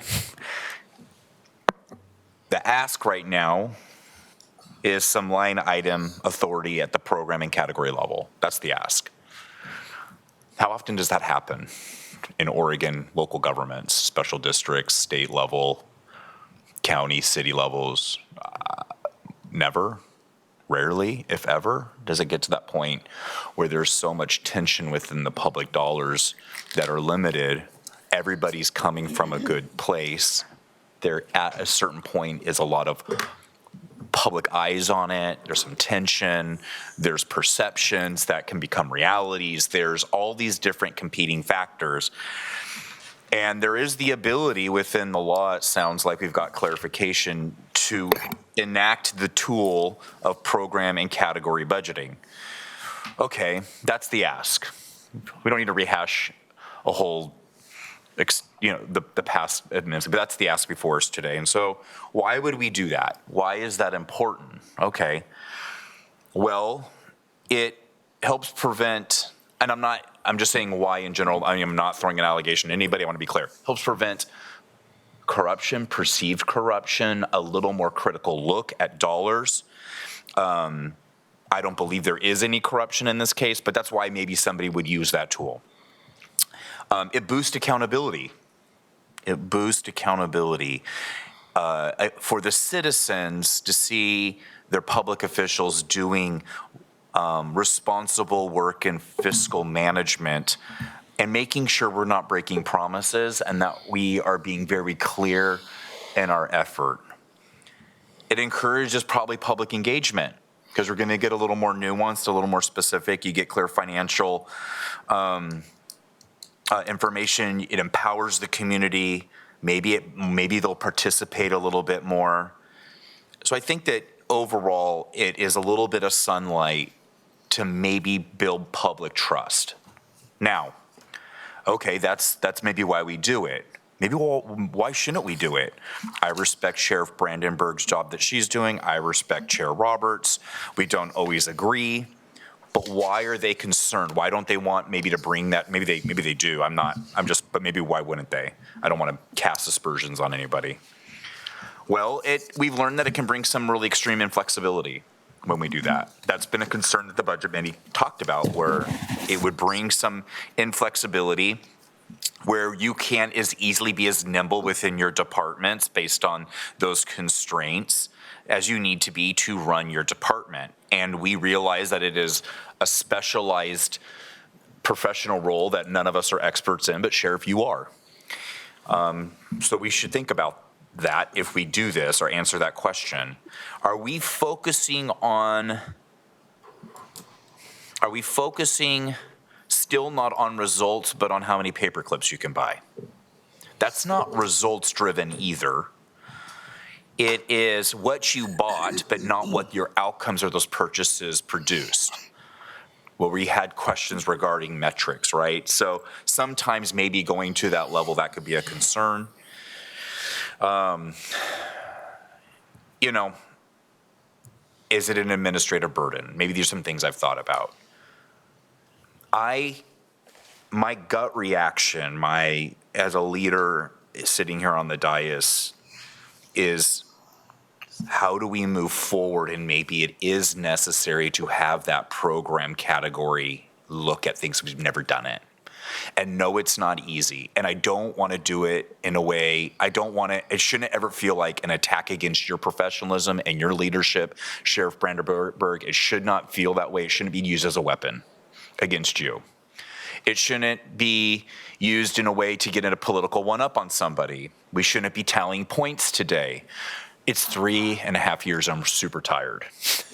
And I'm trying, and a lot of us are trying in good effort and good faith. So I'm kind of looking at the ask today, and I don't know if we're totally there with making the progress needed. And I don't know and believe maybe this is the only tool to get us to get that done. And so that's where I'm landing. I haven't had any conversations or much conversations with my colleagues about today's ask. I think it's important.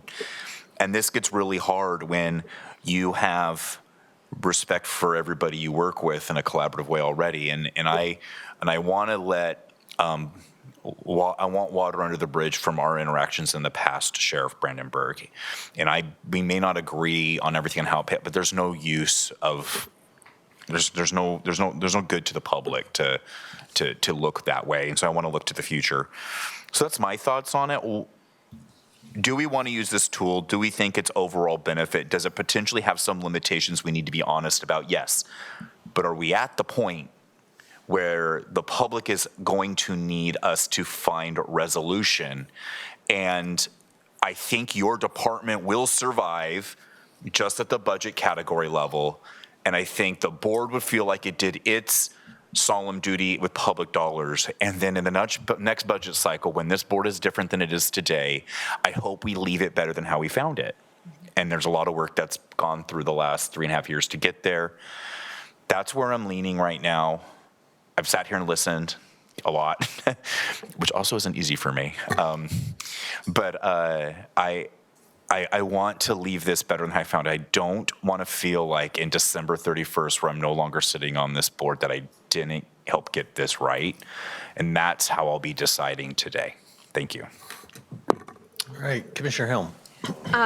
Yeah, I echo a lot of Commissioner West's comments, but I'll just say from my standpoint, number one, I have great respect for your department. I have great respect for you, Sheriff. And a lot of progress has been made over the last year. Don't forget, my first week last year was budget week, and it's imprinted on my brain forever and ever. It was not fun. It was not fun. I found this year even less fun than last year, just because it was so prolonged. And I think this is a growing pain, both for your department, for us, and we're learning. I think doing the line item thing I think it's a 1-year thing. I think it's just a way for us to kind of wrap our heads around what the work group started, which is more in-depth information in your department. I don't see it as undermining or not trusting you. I think it just helps us. I think it will help us sell the levy. I mean, I really think it's going to give us a better understanding of when we go out and say, here's why the levy needs to be passed. We have all that information in our heads. I will say, Budget Committee member James Rhodes gave a very eloquent speech at the very end of the budget process that pointed out something that I didn't know, and that was he was going back to the 1998 to now, to 2026, and that there's the same amount of officers on the streets as there are now. You know, after this many years, we don't have more patrol, and that's what the citizens see. That's what they want. They want to feel safe. They want to feel like when they call 911, someone's going to be there. And yet 157 new positions have been added. Now, we do have the Family Justice Center. We have other departments that have grown and all these things. Those are the kind of things that I would like to find out more about too. So I'm not opposed to the line item thing, but I don't think it would be an ongoing thing. I think it would just be trying to figure it out over the next year to make sure that all of the numbers are right. We have to answer to our constituents how their taxpayer dollars are being spent.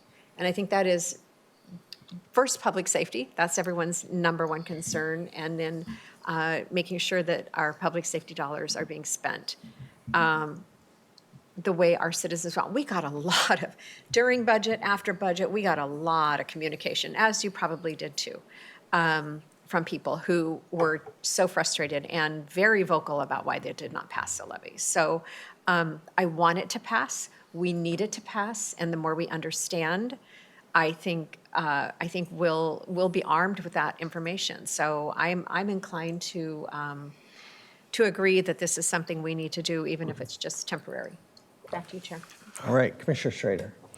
I just wanted to ask my colleagues that you've made, both you, Diana, and Paul have been on the work group with the sheriff and have made significant progress, is my understanding. Could you tell us what that progress is? Because I think that it'll help this discussion, because I think this is not something that we're trying to be punitive.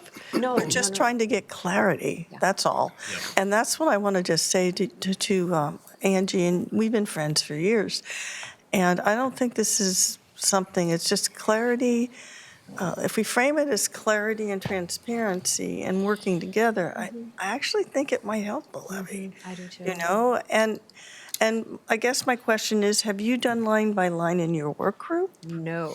Well, No, then, do you want to, Paul I would say, do you want an entire commission involved, or do you really want to work on that as part of the committee work that you've already set up? That's my question. I'm talking about logistics. I mean, I trust my colleagues to work, and I trust Angie. So how might that work, do you think? Sure, if I may.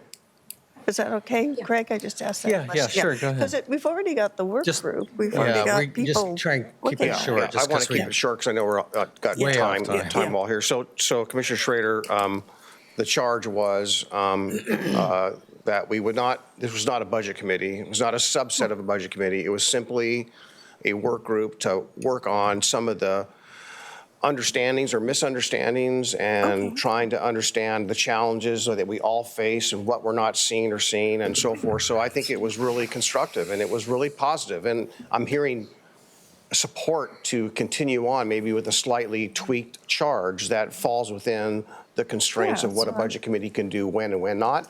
And maybe it's more on the accounting side that gets there. I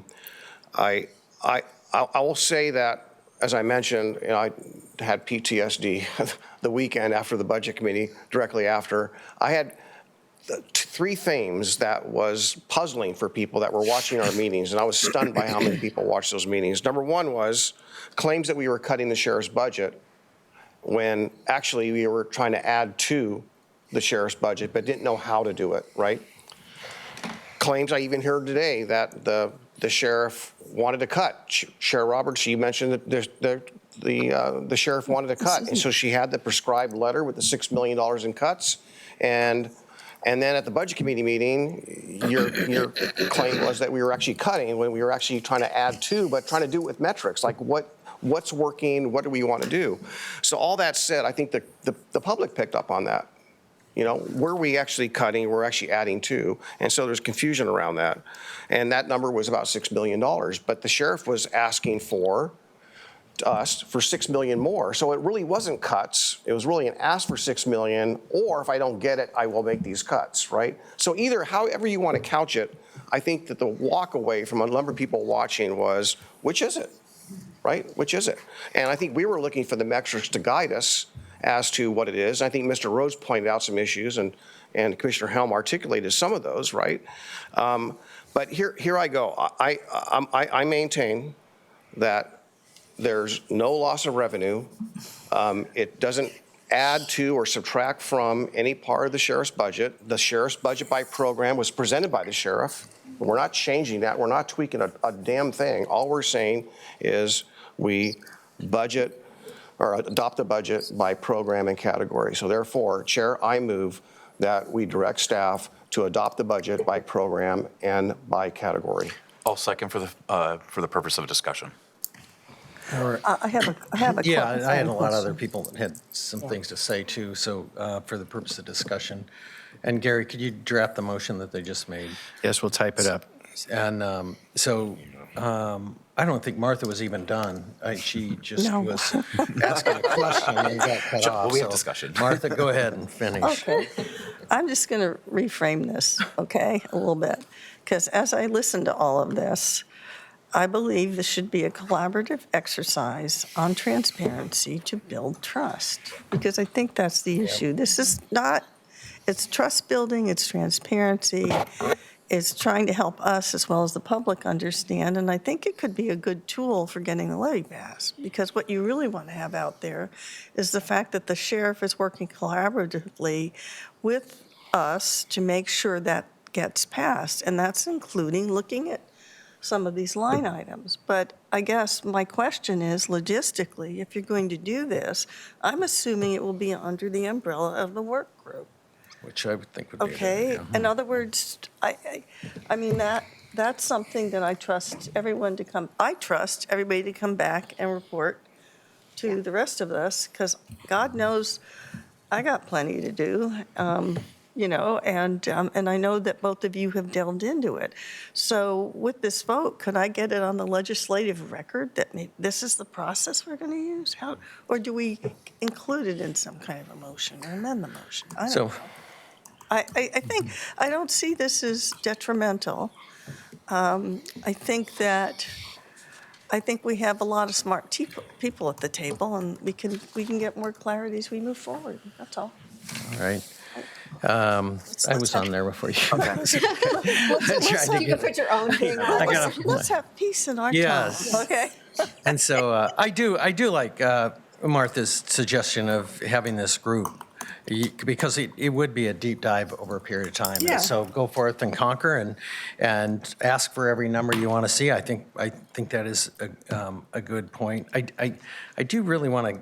I think this is really important, because really words have meaning. And Commissioner Savas, one of the comments you made is you don't know where it goes.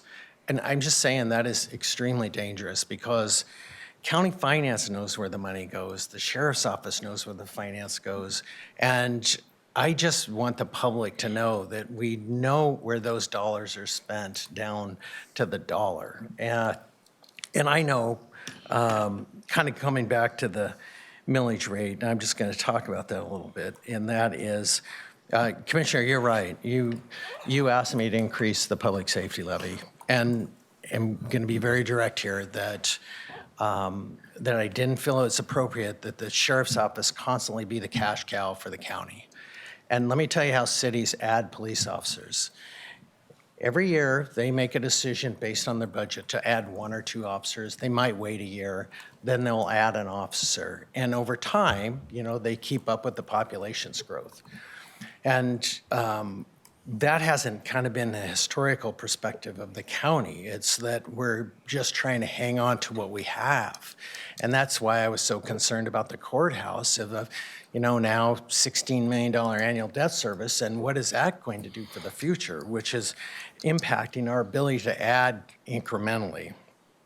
And so And Martha was a part of this. Martha was on the Blue Ribbon Committee, I a remember citizen-driven committee years to look ago, at what the recommendation was. And one of the issues on that, I still have the letter, it basically asked us that after months and months and months, the recommendation was to go out for a public safety levy.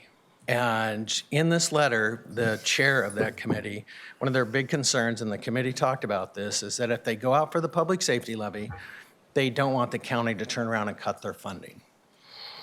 The very first year, they cut the funding. Another year, it was 0%. When I say a cut, if 0 or 1, 2% is a cut because your other costs are going up much faster than that, right? And I felt as a service to the public that, number one, I was going to do my best to hold our own. And if we were to go forward, there needed to be an agreement with the board that we weren't going to cut that. And that's really where, as we look at a potential levy in the future, I think this board needs to come to a resolution. If we are going to support this public safety levy, we have to have a commitment that year 2, 3, and 4, till that levy comes to a conclusion, we're not going to turn around and cut on the back end. So we have to have a forecast to say, look, our commitment to the public is, if you pass this public levy, we're not going to turn around and cut the sheriff's budget. And I think, again, words have meanings. When you say cut, what I'm trying to explain is that your costs go up around you. And the sheriff, for example, she has 40-some positions open, right? And so we add to her budget, right? We give her additional money, but it's nothing close to filling those 44 positions. So it actually is a cut. Did you get a little more money? Yes, because the costs went up. But you didn't get enough money to keep those existing staff. So I think we're kind of splitting hairs a little bit. And to just be clear, it is a cut. She doesn't have those 44 positions. They're open. And, but yes, the board did give the sheriff additional dollars. And so I think that really we have come a long ways. And that's what I can appreciate, what Commissioner Savas is. We want to work collaboratively. And I think that step one could be really kind of this work group diving in and having the ability to ask a lot of questions. And Martha, I'll give kudos to you. That was your suggestion. And But I think what I'm saying is we should do the line item. I'm just asking, where is it going to land? And then I think it, listen, I do think it needs to be done. We have too many unknowns. And yeah, we're not public safety. I'm not a sheriff's officer. Angie has stopped me before. She pulled you over? right. Oh, I didn't have my tags on my car. It was not good. Did you book her? Oh, no, she didn't book me. That's gonna be in a campaign thing somewhere. Oh, no, okay, but anyway, who cares? Only kidding. It's not relevant. What I'm saying is we're all very collegial.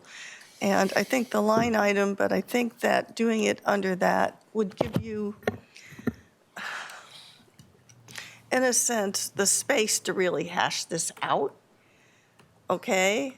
And really in a safe place. That's what I'm seeing. I think that's a good way to go about it, and then come back and let us, the rest of us know what you're finding with the sheriff. But is that acceptable?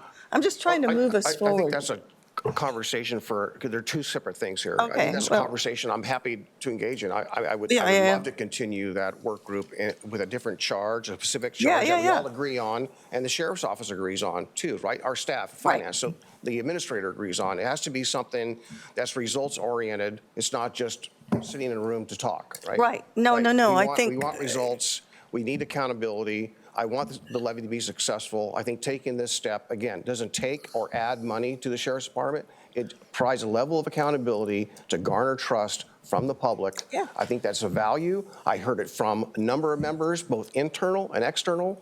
So, Chair, in interest of time, I call for the question. I'm sorry, I got to speak, please. Is your motion for the entire county or just for the sheriff's office? Well, we could do it for I the made the entire motion, county and do it for those. That was not sheriff office specific. Okay, So I made the motion that it applied to all departments, and maybe we learned something else, but I have a lot to say. I'd love to respond. A lot of things have been said, but I'm not going to because we'll be here forever if we do. There is a significant impact to do this. It will be more staffing. My staff is texting me madly here. I'll make it work if that is your direction. There are approximately 600 programs and categories countywide. So for every department to be monitored, you'll probably be doing supplemental budgets. I'm not saying don't do this, but there are impacts. I'll make it work, but there are significant impacts Can countywide. we please not call the question? So I'm happy to, on that note, I'm happy to change my motion to make it sheriff office specific. I hate to do that because I want to be even-handed, but maybe we learn from this. As Martha pointed out, we learned from this. I think Commissioner Hell made the same statement. And if we continue it, we great. But I think we can learn from this. And this is the department that had the audit finding. No other department had that audit findings about over expenditures. So I think it's appropriate. So I will make the motion. I move that we direct staff to adopt the sheriff's office budget by program and category. okay, just, I'll still second, but I would love, in the discussion of the motion, not every commissioner's weighed in yet. oh, sorry, go ahead. But, I mean, I'm now amending the Diana. motion. I still second, but I haven't had a chance to weigh in on Go ahead. legit Yeah. questions. Yeah. Sorry, I'm not trying to, I know time, I get it, but I'll be quick. Just lunch. I do think, first question and then a quick comment. Can I go to Gary, Chair, with a question? Yeah, sure. Go ahead. So we are supposed to adopt the budget next Wednesday. That's on the calendar. And so logistically, I have no idea what our plan is with this. Are we wanting this to just be the board looking at these programs and categories before we agree or not agree to adopt the actual budget is our final authority? Or is this going into next year in perpetuity beyond like this year? And I don't understand, are we gonna do a task force? That is not clear, but we do have a budget to adopt in a This is for week. fiscal year 26, 27, Okay, so next year. this 1 year, 12 months on. So it'd be next May y'all would be doing this. And next May, we can reconsider if we want to continue doing it.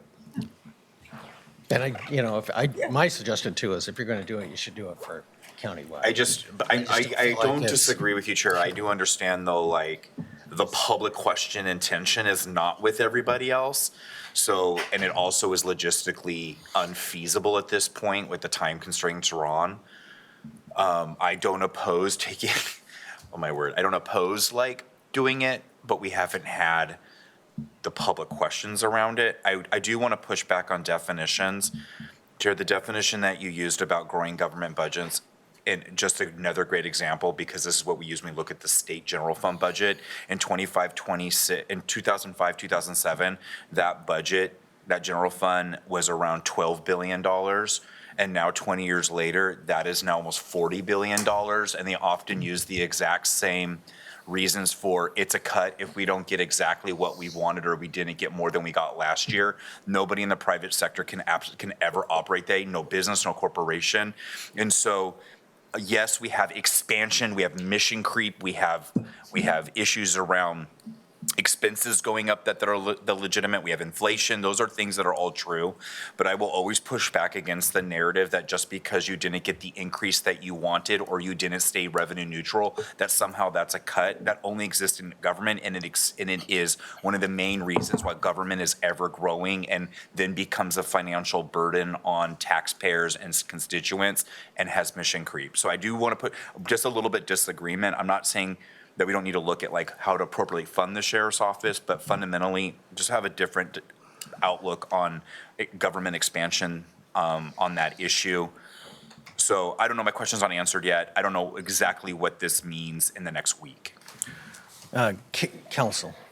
I think it would be helpful to have Mr. Muntz come up to the table and try and answer that question in terms of scheduling under the statute, what the realities of what you're looking at. Well, I can answer that too. So my staff is preparing the staff report today. It's in the resolution that you're going to adopt that says this language. That's it. It's for 1 year only. So Chair, in the interest of time, I call for the question.